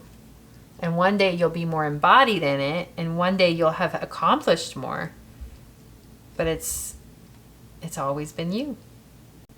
You are the positive justice on this planet. We have this justice card here. Like you are the positive karma on the planet. You are so many people's positive karma. You are so much a corrective force for the imbalance on the planet, the pain and suffering on the planet, the atrocities on the planet. You are a balance for that. You always will be. You always have been. It's never not been the case. So just know that. That's what the message is. Like, it's like your guides want you to know that.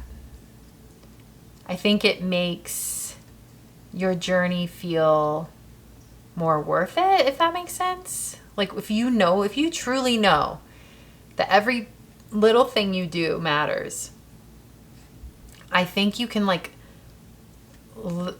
be with life more profoundly. Like you can be more present and feel more settled, I guess, like with where you are, where you've been, where you're going. Like you can be okay knowing like, okay, I've made a difference no matter what. Even if I die tomorrow, like I've made a difference. Everything's going to be okay. I made an impact. That's beautiful. That's the truth. So whatever you do from here on out, it's only an expansion of that impact you've already made. It comes natural to you. Don't ever worry if you have big dreams on your heart to make a difference, things you want to do. Don't ever worry if you have the capacity for it, because it just comes naturally to you. It's in essence a part of who you are. No matter what you do, you're leaving behind a beautiful legacy. So take pressure off. I feel like there's like this feeling of like the pressure coming off. The weight of the world. Literally, look at this card. The weight of the world she's carrying, which you're doing so beautifully. But let's put it down for a while, you know? Like, you don't have to carry the weight of the world because you've lived up to any and all expectations the divine could ever have for you living out your purpose. You've already done it. You've already lived up to it just by being you. So, I love this. I love this message. All right, the timer cut off, but I checked it out and we didn't miss anything. I've completed my message after I said, I love this message. Perfect. But I did shuffle through these Magic of Flowers Oracle cards. We got the tulip, which I was a little thrown off by because it's so sensual looking, this card. And we were talking so much about purpose, and I was just feeling this like Hierophant vibes and very interesting. So tulip's magical, like it says, devotee of beauty. And tulip's magical specialties is beauty, desire, gratitude, grounding, heart strengthening, love goddess alignment, love, relationship healing, and simplicity. And it says, while we live in a world characterized by the appearance of duality, in truth, there is no separation, and all is one. Form and spirit, outer and inner, visible and invisible. True beauty transcends this dual appearance, straddling the realms and making its presence known in the heart and in the place beyond logical linear knowing. In this way, true beauty is not superficial or shallow, but is an aspect of divinity. Additionally, true beauty can be present in all things.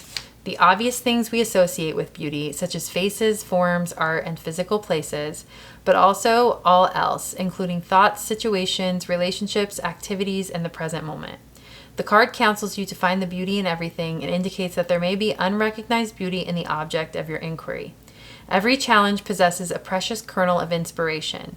Every person is alive with divine energy, and every situation offers an opportunity to align more deeply with the beauty, well-being, and balance that underlies and characterizes the heart of all things. Additionally, you are counseled to get in touch with your sense of true universal beauty and to make choices that are in alignment with it rather than opposed to it. So take a moment to close your eyes, relax, breathe, and center yourself. Now feel yourself rooted into the moist, fertile earth like a tulip bulb in spring. Draw pure beauty up from the earth and feel your heart melding with the tulip's blossoms' simple beauty.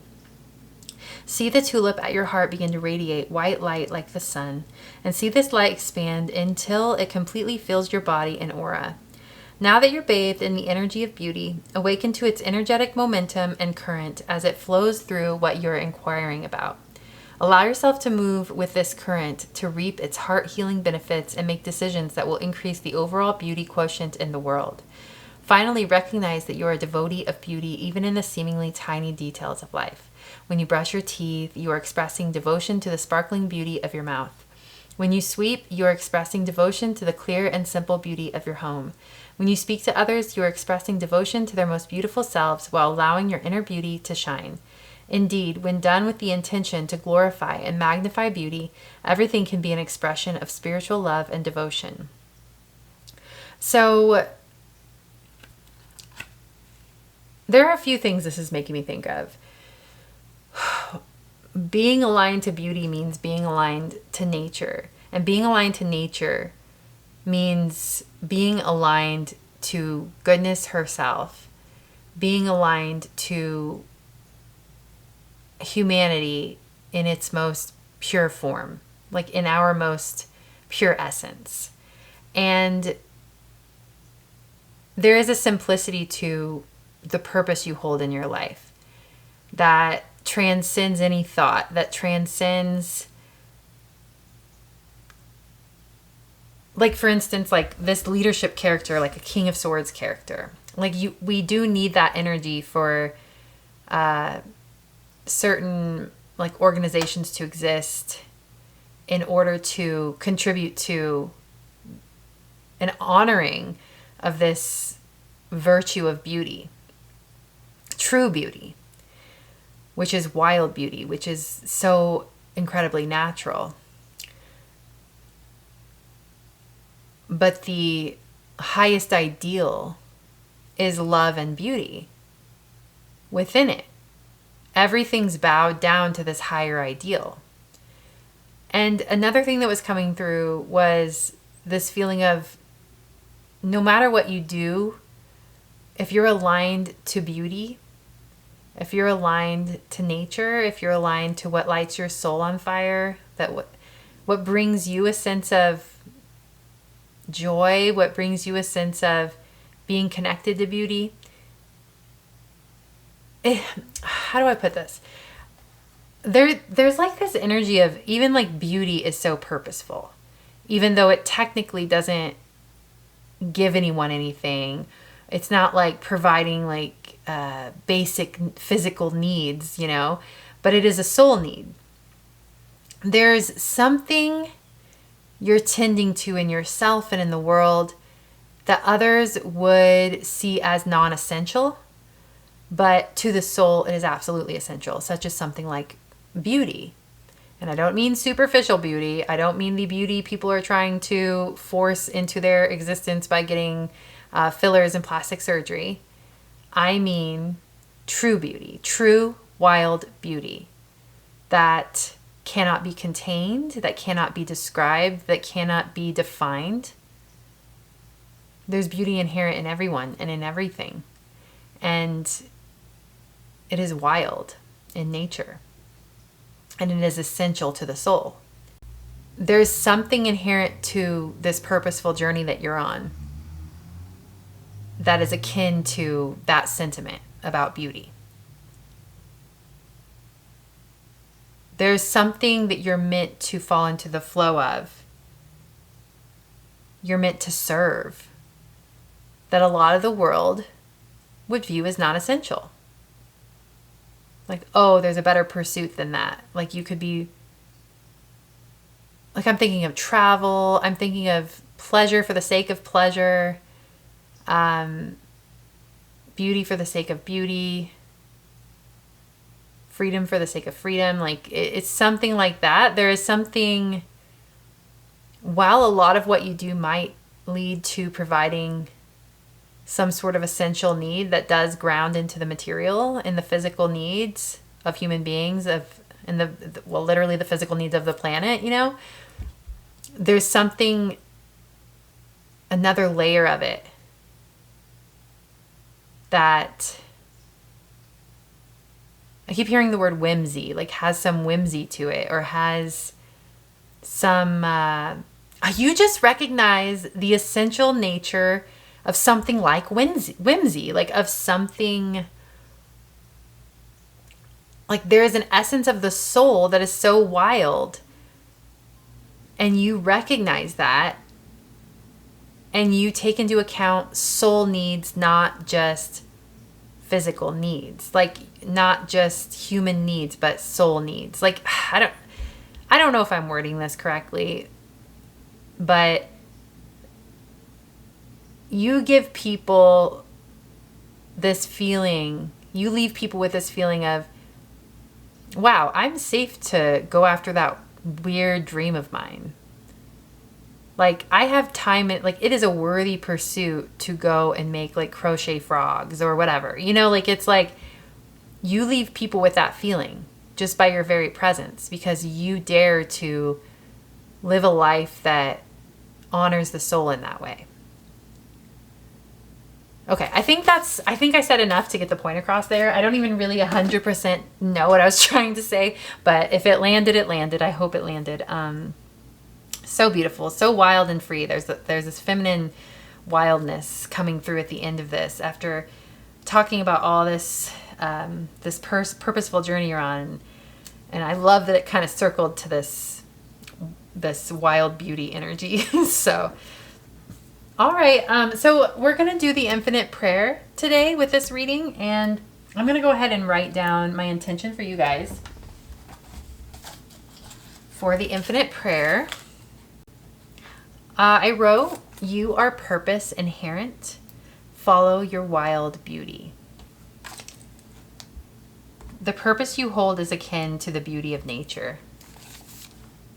That's amazing. I love that message. All right. Well, if you do feel called to the infinite prayer transmission, again, there's a code down below if you want to get 50% off of your first month of the Overflow membership on Patreon, which will give you access to the infinite prayer for this. If you missed that, there will be another opportunity. Hit that subscribe, hit that bell so you don't miss it. But otherwise, if you do still want to do the infinite prayer, there is you can just click on the link down below to get it one off. So yeah, thank you so much for being here. As always, I am honored by your presence. Feel free to like, comment, or drop a flower emoji if you enjoyed your time here. And I hope I see you over in Patreon or in another reading soon. Bye. If you'd like to be supported more deeply through powerful energy healing transmissions that serve as monthly anchor points to keep you grounded and aligned to your most fulfilling path, along with access to a growing collection of exclusive soulful pick a flower readings, I'd be honored to have you in the sacred space of the Little Flower Patreon. My intention is for this space to be a spiritual lifeline to healing, clarity, and soul alignment. A sacred container that leaves you feeling free and safe to unfold into your most authentic and abundant nature. Each month in the Wellspring membership, I channel a theme or prompt for 2 new Pick a Flower readings, with one of those readings laying the foundation for what emerges in the infinite prayer. Using Reiki, prayer, intuitively guided affirmations, and a belief in miracles, I offer a new, powerful transmission each month. With the Overflow membership, receive everything in Wellspring plus access to every new extended Infinite Prayer session drawn from monthly YouTube readings from October 2025 on. Click the link in the description box below if you feel called to explore.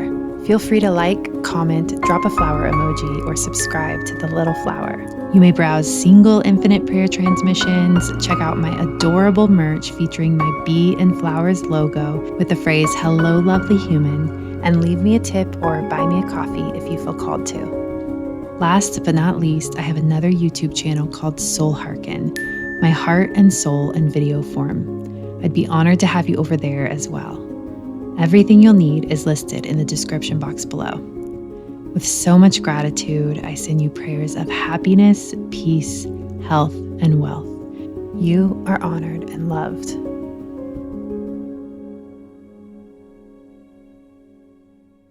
Hello, lovely human. Welcome to The Little Flower. For today's reading, the prompt that came through is, you are inherently rich. Find your footing on your path to true abundance.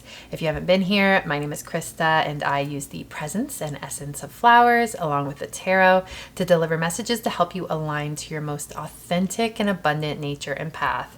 And for this reading, we are entering into the Infinite Prayer. And if you haven't been here and haven't done an Infinite Prayer transmission or one of my energy healing transmissions that I have put up on YouTube, here's a short and sweet intro about it, and I will see you on the other side in your reading. Before we get into your reading, I'd love to share with you something that exists as a deeper extension of the little flower.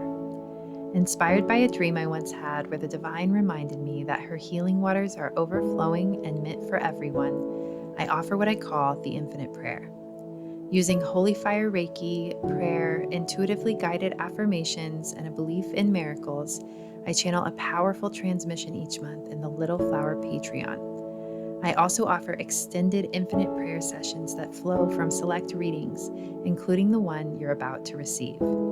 If you feel called to go deeper, to tap into your own sacred, ever-flowing internal spring, always pure, always moving, always offering exactly what you need the moment you choose to return, then the Infinite Prayer or the Little Flower Patreon may be for you. I'll share more about this at the end if you feel called. Now, let's move into your reading. All right, so real quick, I want to offer 50% off your first month of Patreon. If you are interested, there will be a short window of time to get that. There will be a code listed down below if you are called to that. So if you do the 50% off the Overflow membership and you try it even just for a month, you will gain access to almost 2 years, at this point anyway, almost 2 years worth of readings and Infinite Prayer transmissions, plus access to the Infinite Prayer transmission correlated with this reading. If you don't feel called to that, there is a link for a one-off version of the Infinite Prayer correlated with this reading. So, okay, let's just get right into your reading. You chose group number 4 with the Goldenrod, which just so happens to symbolize resilience, prosperity, and good fortune, perfect for a reading like this. And its name actually means, though, to make whole or to heal, which I never knew that. That is beautiful. I love the idea of wholeness being like a hallmark of true abundance, like a sense of wholeness, a sense of feeling complete. And let's go ahead and see if this Goldenrod has a message for you. Lovely Goldenrod, what do you have to say to group number 4? Oh, 4 is a beautiful number for a prosperity reading as well, because 4 is the number of security. 4 is the number of stability. It's giving the energy of like deep roots that are unshakable. So, but yes, let's see what this Goldenrod has to say to you today. Okay, this keeps happening today for some reason. I keep getting messages around the flower and not from the flower. Like just when I hold up the flower, I'm getting messages from, it just feels like it's coming from, you know, my guides or your guides or the divine. And there is this feeling. So when I was mentioning the deep roots that are unshakable, like these roots that are, they're exactly where they need to be.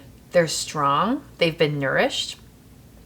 But there's this feeling of, it's almost like your root chakra is so stable and you, on some deep level, you know you're cared for, you know you're secure, you know you're abundant, you know you're worthy of abundance. But then it's like say there's a flower growing from these roots or some sort of tree or something, and it's like the top of the tree or the top of the flower. I'm getting this like higher chakra energy center, like the mind, feeling fearful, feeling worrisome, looking around. Maybe it's like, oh, you have a higher vantage point and you can see what the roots can't see, you know, and you can see, oh, the abundance we need isn't here yet. Or you're seeing like lack all around you, even though perhaps it's just winter time. You know what I mean? And that's just the natural flow of things, but the roots are still stable. Something like that. It's like your higher energy centers are not on board with the abundance yet, but like the most important part of you, like your root, your sacral, your solar plexus, like the lower energy centers that are like the most important part of your journey to abundance, are fine. Like they're sitting pretty, like they are chilling. They know they're safe. They know they're abundant. And there is this feeling of going down into those centers, like maybe grounding yourself in your body, grounding yourself on the earth. And the act of that, the intention of that being something that calms that upper part of you, because it's not just about grounding. It's about sinking into the truth of where you truly are, which you are existing already in a state of security and abundance. So those fears are unfounded is the message that's coming through. If you have any fears, if you have any worries, if you're looking around you and not seeing the fruits of your labor or whatever the case may be, and not seeing like reflected back to you what it is you really want to be occurring in your life, there's this feeling of that's not where you want to get your evidence from. Your evidence is lying in your roots, in the foundation. And it's all right there. And if you just sink into it, you'll see it, you'll feel it, and that will be enough for you to just be like, no, okay, it's still mine. It's never, like, this has always been stable. I've always been stable. I've always had everything I need. And if the rest of it isn't here yet in the external world, it's only a matter of time before spring and summer come. You know, that's where your faith should lie.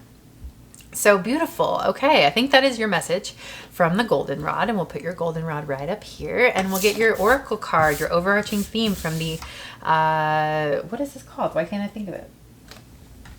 Oh, the Enchanted Map Oracle.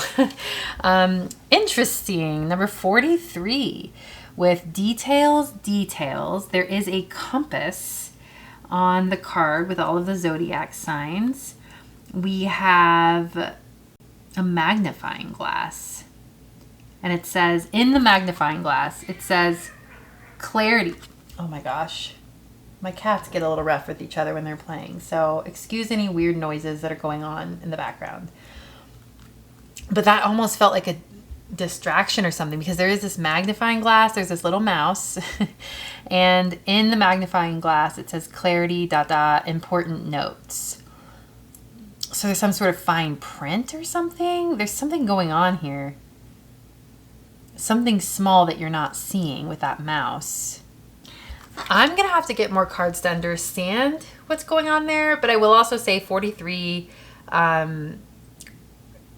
like it makes me think of the phrase love you. Like 143 is I love you. But when I see 43, it's like, oh, love you. It's like a lighter version of it. It's like your family or your friends being like, love ya, you know. Sorry, this is so random right off the bat, and I know I'm not super focused right now, but let's just get some more cards so I understand a little bit more of what's going on there, because this is an overarching theme, like details. We got some sort of fine print energy with the compass. Like, this is interesting. Okay, fairies with earth magic and forest with breath. Whew, that forest card feels better. The details card is like giving me anxiety. It's almost like that initial energy of the tree or the higher chakras and the overactivity there. It's almost like there's just too much information. Information overload. There's like, we're looking too closely at things. We need to scale back, see the big picture, take a breath, you know, spend some time in nature. There is that energy present right off the bat. And then I'm going to get a couple cards from the Litha Oracle, the Seasons of the Witch. Yeah, I'm just feeling like this clustered energy, like a little, just too many, there's a lot going on. There's a lot to unpack. Like I feel like it's like a small space that's packed with too much stuff, like an overcrowded feeling. That might even be what's going on in your in your mind, like you have too much going on in your mind, when we just need to let it all go and start fresh. What the heck? We have scavenger hunt. What you thought was hidden is hiding in plain sight.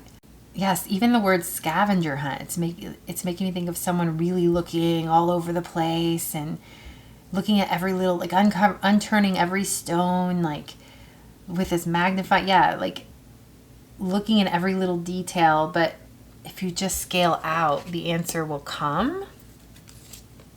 And then we have sun tea, number 41. Slow, intentional, delicious interweaving with life holds more magic than you think. I just get this feeling like you're trying too hard at something. Like there's a more effortless way to move forward in your life. And this is a reading about abundance, this is a reading about walking into prosperity. And I feel like you're trying too hard. I know it sounds, as I'm saying it, I feel like I'm being rude, or like you're trying too hard.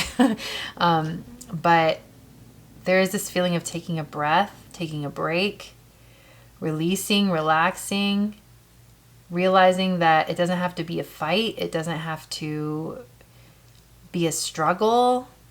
It's not as difficult as you may think. If there is a challenge or a problem in front of you, it's not as difficult to solve as you may think. You taking a breather from it, walking away and doing something slow and methodical and loving and sweet, and just doing something you enjoy doing for the sake of enjoying it, is going to be like a key answer to you finding what you need. You're trying too hard. You're looking too intently. You're thinking too hard. That's what I want to say. Yeah, let me just get into the tarot, because your path to true abundance feels like a breath of fresh air. Feels like a morning walk in nature. It's not an extraction, like it's not something you have to manipulate into being. It just wants to unfold and surround you, envelop you with love and with freedom and with peace and with oxygen. Okay, we have the Three of Cups, the Queen of Cups. Nice. You have the King of Cups right next to the Queen of Cups. I love that. Wow, the Six of Wands, the Two of Wands. Wow. The Three of Swords, the Page of Swords, or the Princess of Swords, and the Ten of Swords. Okay, so I'm seeing you moving on from an environment, from a person, from a place. Like, I'm seeing you recognizing that you always had the power to change your circumstances, and that you've always had everything you need within you to create the life of your dreams, to create the abundance that you seek, to walk towards. I don't even want to say create it, because I think there's a really strong message here of you unfolding into abundance as it blesses your path, as opposed to you like manipulating it into existence. Like the Six of Wands card. Six of Wands is about success, public recognition. But, usually in the Six of Wands cards, there are other people who are like praising the person riding in on the horse. There's a humility here. She doesn't even have the crown on her head. She's carrying it. This horse is slowly and steadily just moving through the landscape, carrying her into the next phase of her journey. It seems as though in some ways she's being more honored by the divine, as opposed to her counterparts, like as opposed to her kin, like the human beings, because there are just bees surrounding her, flowers surrounding her, and there's a star above her head. And the star is, representative of a dream, of a wish. And there is this feeling of humbly surrendering to the path that is meant for you. Two of Wands is about, it's about a crossroads. And it's about choosing the path that feels most aligned to your soul. It's about knowing that anything is possible and making a choice based off that knowing. Like, if anything were possible, what would I do? If anything were possible, where would I go? What choice would I make in this moment if I knew I could have anything I wanted? If true abundance was real and mine to behold and experience and live out, what would I choose? What would I walk towards? There's something there, and we may be overthinking this choice. I do think there's a choice here for you. We may be overthinking it. When your heart will lead the way, when the path will open up beautifully in front of you, if you just stop looking at all the little minute details of the situation or the potential outcomes and acting from fear and scarcity, and opening your heart, like lifting your head up, opening your heart, trusting in the divine, trusting in your path, and humbly walking forward towards the call of your soul. And it feels lighter, it feels open, it feels airy, it feels free. With the Three of Swords being here, I just wonder if you've moved forward from that place in your life in the past and been brokenhearted by the results. Like, maybe you moved from a place of hope and from a place of excitement and from a place of joy and anything's possible, only to be let down. And so I could see why there'd be hesitance to move forward. And maybe that's why you're looking at all the details. Let me just look at every single caveat I can to make sure I don't fall into a pitfall along the way, because you've seen all the pitfalls in the past, and it's like,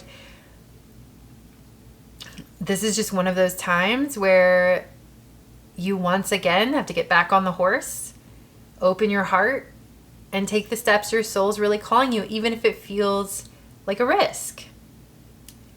Yeah, with the Ten of Swords being here, there could have been, Ten of Swords is about traumatic or painful endings. And I do wonder if at some point in your life you moved from this beautiful place of hope and optimism and a leap of faith kind of thing, following your heart, following your dream, following your soul, and then it ended in this flames over here. It ended in pain. It ended in you realizing you were wrong about something, or you learning a lesson you didn't even know you needed to learn, or maybe it just didn't end the way you'd hoped. And so there might be this scarring kind of left that's blocking your view and that you're tending to, and the wound or I want to say scarring in a way, or it's this mark that's been left on you from a disappointment. I feel like you're focusing so much on that and using it as a guidepost, when you're supposed to use your heart and soul as your guideposts. Anything that comes from the soul, anything that comes from hope, anything that comes from belief and faith and knowing what you're worthy of, really, that's what's meant to guide you forward. This place of vulnerability and openness and trust. And it's as simple as that. I think you have to move from that place of openness. And I just think, this makes me think though, I think you might need to tend to this wound, and wound might be a strong word, but it's this part of you that fears what happened in the past will happen again. And so I think there might be some tending to that part of you, sitting with it. Okay, what's the fear there? What really is the fear there? And are those fears worthy of being heeded? Are they divine warnings, or are they fears based off of decisions made in the past. Like, there's this feeling of decisions made in the past from a place of hope, but also I wonder if there was some irresponsibility laced in those decisions that, I mean, I don't want to, okay, that might not be the right wording for a lot of you, but let's say you made decisions in the past. Not irresponsibility, it might be like naivety. I don't know how you say that, but it might be like a naiveness, like a going forward on hope, like Fool card energy. We're taking a leap, and that's beautiful no matter what. And even if you kind of crash and burn, you learn from it. So it's never like nothing's ever lost. But it does feel like, I wonder, like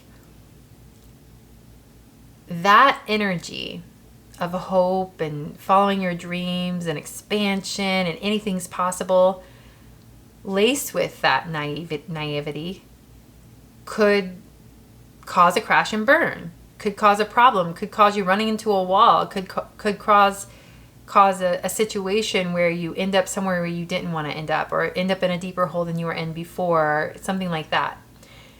And there's this feeling of you've cleaned up your mess from those decisions. You've truly learned and integrated the lessons of those decisions. And unfortunately, you've also taken that beautiful, pure energy, that part of you that does move on faith, that isn't afraid to take risks, and you kind of caged him up a little bit. And you said, okay, we're going to cage you up for a while. We're going to hold you back because clearly you don't know what the hell you're doing. Look where you got me, like, look what happened here. And that might be an extreme version of it. Maybe some of you just tempered it, like, hey there, I hear you, but we're going to do it this way for a while. We're going to learn our lesson here. Let's take this in because something wasn't right. We didn't have, that's more of a healthy energy. But it does feel like that part of you really like needs to be heated now. That part of you doesn't need to have the only say, but has to have a say, like for anything worth anything to be attained, to be sought after, to be walked towards in this life, any dreams, anything that's like a stretch and a change in your life that you truly want, like you need that part of you. You need that part of you that can take those leaps of faith and is unafraid to do that in order to do it. You can't control every aspect of the change. You can't control every aspect of the journey. And this part of you will help you be unafraid in the leap of faith you need to take. So, and you have everything you need. This is interesting. I'm very curious about this Queen of Jars and King of Jars, Queen of Cups, King of Cups. What is going on there? Because it feels like this, and then we have Three of Cups over here too. Well, the first thing I thought of was like this inner union, like between the masculine and the feminine. But the Cups energy is so emotional in nature, creative in nature, flowing and fluid. I feel like I'm a little all over the place in this reading, so if it does feel that way for you, I am sorry. But now I feel like I'm balancing between these two energies. So over here, I feel like we have that energy of that crash and burn I was talking about, or that lesson learned. And in the middle of it, we have this Page of Swords. And I feel like that's a part of you that you reclaimed in the process. Like you needed to crash and burn. You needed to fail. You needed to have a wake-up call in a way. Because you needed to reclaim this more logical side of you. This more organized side of you. This more... If the Princess of Swords, the Page of Swords, is what you reclaimed on that journey. I'm thinking of someone who's scrappy, someone who thinks outside the box, someone who can take on any challenge and find a solution. That's the part of you I think you've reclaimed in this whole journey. Even though it felt like whatever you've been through was a mistake, it wasn't a mistake because you couldn't move forward until that part of you was reclaimed. I feel like there's more to it though.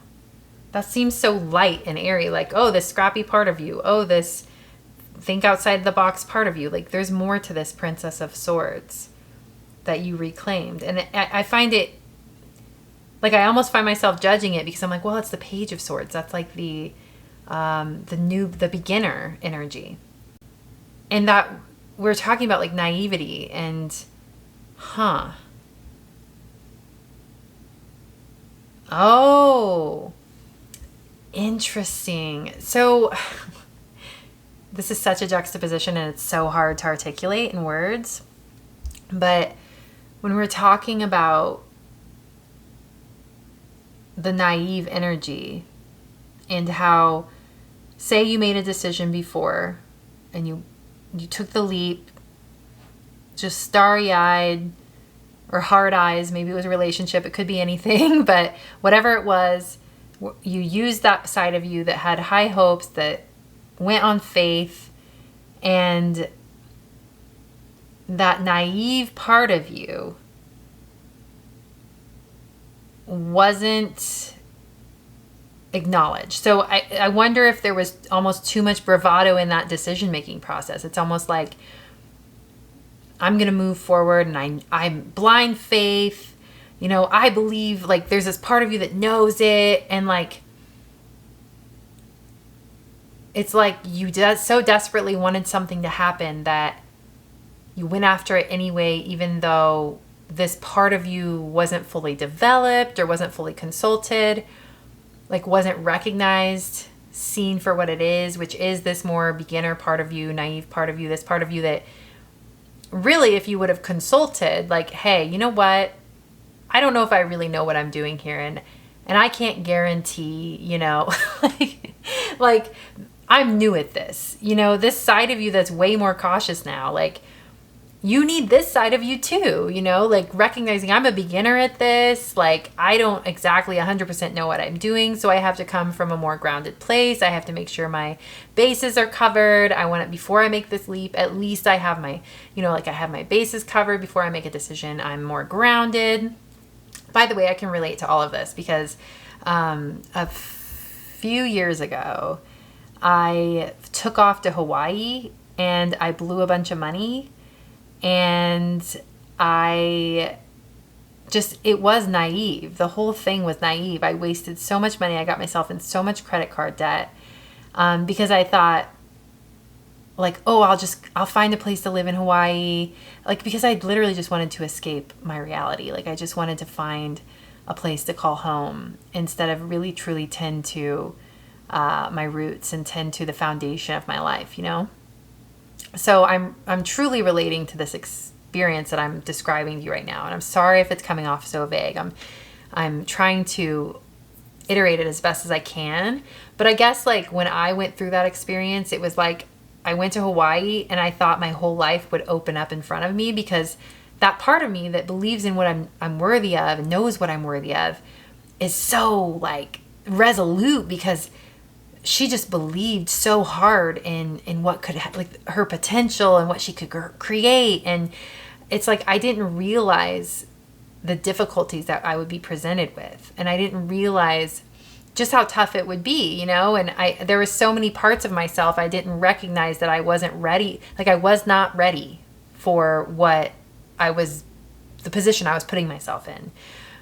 And I ended up just having like to come back home and start from square one and just spend a couple years building up my foundation. And it's just like, I get it because you have like after realizing and dealing with the repercussions of a decision like that, I get why you'd be so careful to move forward in the future. This could relate to so many things, and I'm sure it's relating to each of you differently. It could be financial decisions, it could be love decisions, but I mean, we are talking more so about abundance in this reading. So I would venture to guess that most of you, It's weird how sometimes like a percentage will come into my mind. Like I think about 75% of you this will be an abundance journey for you, like a decision you made, or maybe you tanked money into something you thought would pan out, or invested a bunch of time and energy into something that never went anywhere and you have to start from scratch, or, something like that, or supported someone who said they'd pay you back and they never did, or, it's something like that. But this feels more like, taking a leap of faith where that element is needed. Like you really are going to move forward from this place of faith where you're walking into the unknown in a way, but you're backed by this foundation, and you recognize, okay, this next level, I'm a beginner as well. You're not over cocky. You're not overconfident. You're not so confident that you're ignoring parts of yourself that need to be acknowledged. The reality that, hey, you might not know a lot about this. Like, I don't know. Like, I just feel like the journey you've been on, the lessons you've learned are preparing you for this next leap of faith. And you're ready for it. And so I'm not going to tell you you're going to feel 100% secure, but I am going to say, you're ready, and just be sure to sit with yourself and make sure you've covered all your bases. And that you haven't left anything behind, any parts of your being that need to be consulted in this decision. I think you've already done that though. I think that's where we're trying to bring you back into your body. We're trying to bring you back into your heart and your soul so that you can make a decision from soul and trust in that part of you again. Trust in that like free-spirited, go-getter part of you again that really can take a risk, and it pay off this time. What if the risk pays off? And earlier I was with the King and Queen of Jars, the Cups, Queen and King of Cups, and Three of Cups here. I feel like you have so much support on this journey. Like, let's say you're moving from one location to the next. You have so much support waiting. You're moving from one job. Oh my gosh, a lot of you probably are moving from one job to the next. You have so much support waiting for you in the other job. So much money, so much abundance. But I would say more so, this feels like emotional support. This feels like people all around you that love you and respect you and honor you and are there for you. Like it feels like you have moral support on this journey, and maybe you didn't have that last time. I don't know. It just feels like whatever decision you're making, you're landing in the arms of those who really honor you and love you. Like you're landing in a place where the people around you, the community around you is just rooting you on and supporting you and honoring you. Like it just feels, especially it's right next to the Six of Wands. I love that. It almost feels like a solo journey. Like you have to make the decision on your own. Like I said, usually there are people surrounding this person in this card. But where you go, you're welcomed with open arms and so much support. That's the feeling. You're not hitting like how I hit a brick wall when I went to Hawaii. It was like, wow, bad decision. Like not the right time. Not going to work out in this moment in my life. Don't have the capacity for this. It's the opposite of that. It's like you not only have the capacity, but you have so much support waiting for you on the other side of this choice, this leap of faith. Whew. Yeah, you need to catch your breath. Like even just then I had this weird feeling of like needing to catch my breath. I feel like you're just overthinking and you just need a minute to breathe. You really do. Maybe take like a little mini weekend retreat to yourself, or I don't know, like you just need a moment, a true moment. Not just like 5 minutes. You need like at least half a day, a weekend, just to like breathe. That's the feeling. Because it's going to be okay. And you're walking towards abundance. You're walking towards freedom. You're walking towards exactly what you've wanted. You're making choices to succeed in your life in the way that you want. And there's nothing to fear around this. It's not going to be the same as it was in the past. I promise you that. I'm not sure if I articulated the Princess of Swords thing earlier. I just love that idea though, is like you recognizing that you're just a beginner and you don't know anything is such an asset on your journey. And it's weird because this other part of you that takes leaps of faith, they don't know anything either.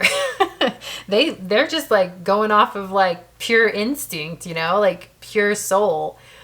So it is this mixture of like soul and wild abandon and just going for it, but with this cautious like, okay, let's take our time here, one step at a time. Like we'll go on this journey, we'll take this leap, but let's feel our way through it a little bit more slowly than last time, and but just keep going kind of thing. There's like a merging of those two energies. They're like weirdly similar but different. But yeah, okay. I guess that's your message. I feel so scattered in the way I like relayed that to you, but I hope it landed. And I'm going to pull one last card from the Magic of Flowers Oracle and read from the guidebook. And then we'll get an intention for the infinite prayer for your group. Okay.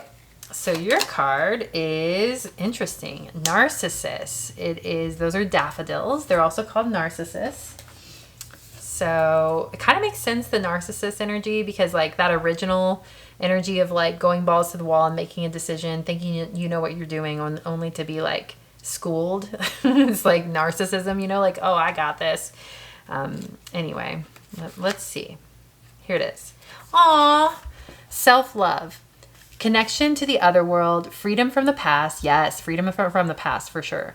Present moment awareness, reclaiming personal power, spiritual refreshment, and spiritual, think about that phrasing.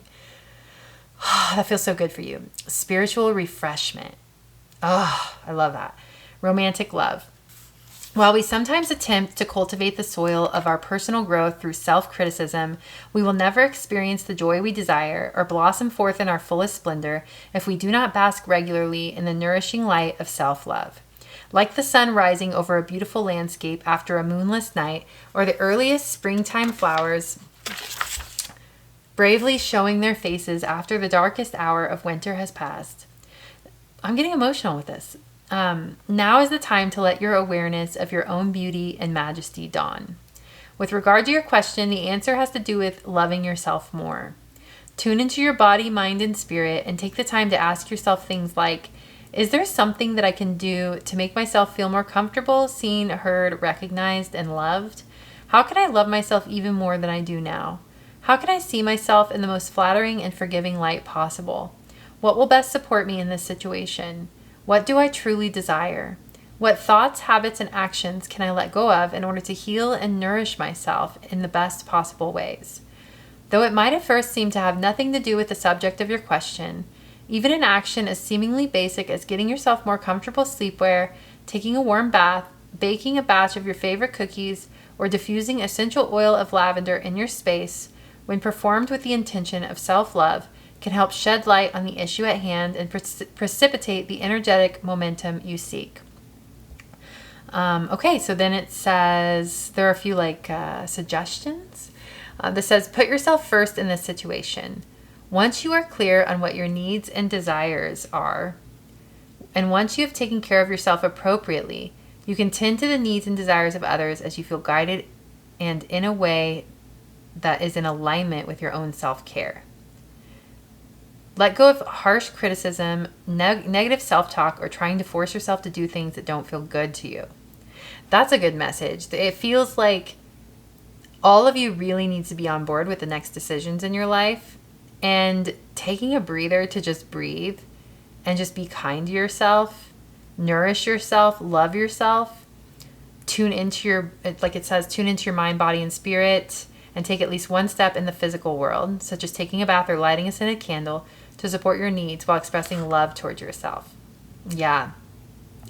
Because I think there's been a lot of criticism and overthinking and worrying about it just feels so critical of the next steps, and it just your soul just needs to breathe. That's literally it. And you'll know from that place of that fresh breath of air, that refreshment, that spiritual refreshment, what you're meant to do. You'll just, it's a small, still voice.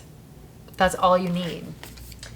All right, so I'm going to get your intention for the infinite prayer. Okay, so I wrote, take a step back, take a breath, listen to the still small voice within, and take your next step from there. Your soul knows. It's like your answers, the answers you seek are one deep, soulful breath and release away. You'll be in this calm, still state of freedom. It's like expansion, but in this soft way. And this little voice comes in and you know exactly what you're supposed to do. You don't question it. And then you just move forward from there. That's how you'll move forward in your life. And I'm sorry if I haven't really talked about, my intention, like with this reading, you are inherently rich, find your footing on your path to true abundance. The funny thing is it's not about the practical, like sometimes it's about the practical, but when it comes to major decisions in your life and in creating wealth, creating abundance, creating what you're truly worthy of, it all starts from within. And the steps you take are from a soulful place. And that's really been what the messages, like how the messages have come through in all 4 of these readings. And I love that. So, okay. So if you are interested in the Infinite Prayer, I want to remind you, there's a code down below for 50% off that first month of the Overflow membership. You can get either membership, but the Overflow has the Infinite Prayer for this reading. But otherwise, there is a link below for a one-off version of it. And I think that is it. Thank you so much for being here, group number 4. I'm moving into that Infinite Prayer energy all of a sudden because it's time and I'm feeling the vibes. But yes, feel free to like, comment, or drop a flower emoji if you enjoyed your time here. As always, I am honored by your presence, and I hope to see you over in Patreon or in another reading soon. Bye. If you'd like to be supported more deeply through powerful energy healing transmissions that serve as monthly anchor points to keep you grounded and aligned to your most fulfilling path, along with access to a growing collection of exclusive soulful pick a flower readings, I'd be honored to have you in the sacred space of the Little Flower Patreon. My intention is for this space to be a spiritual lifeline to healing, clarity, and soul alignment.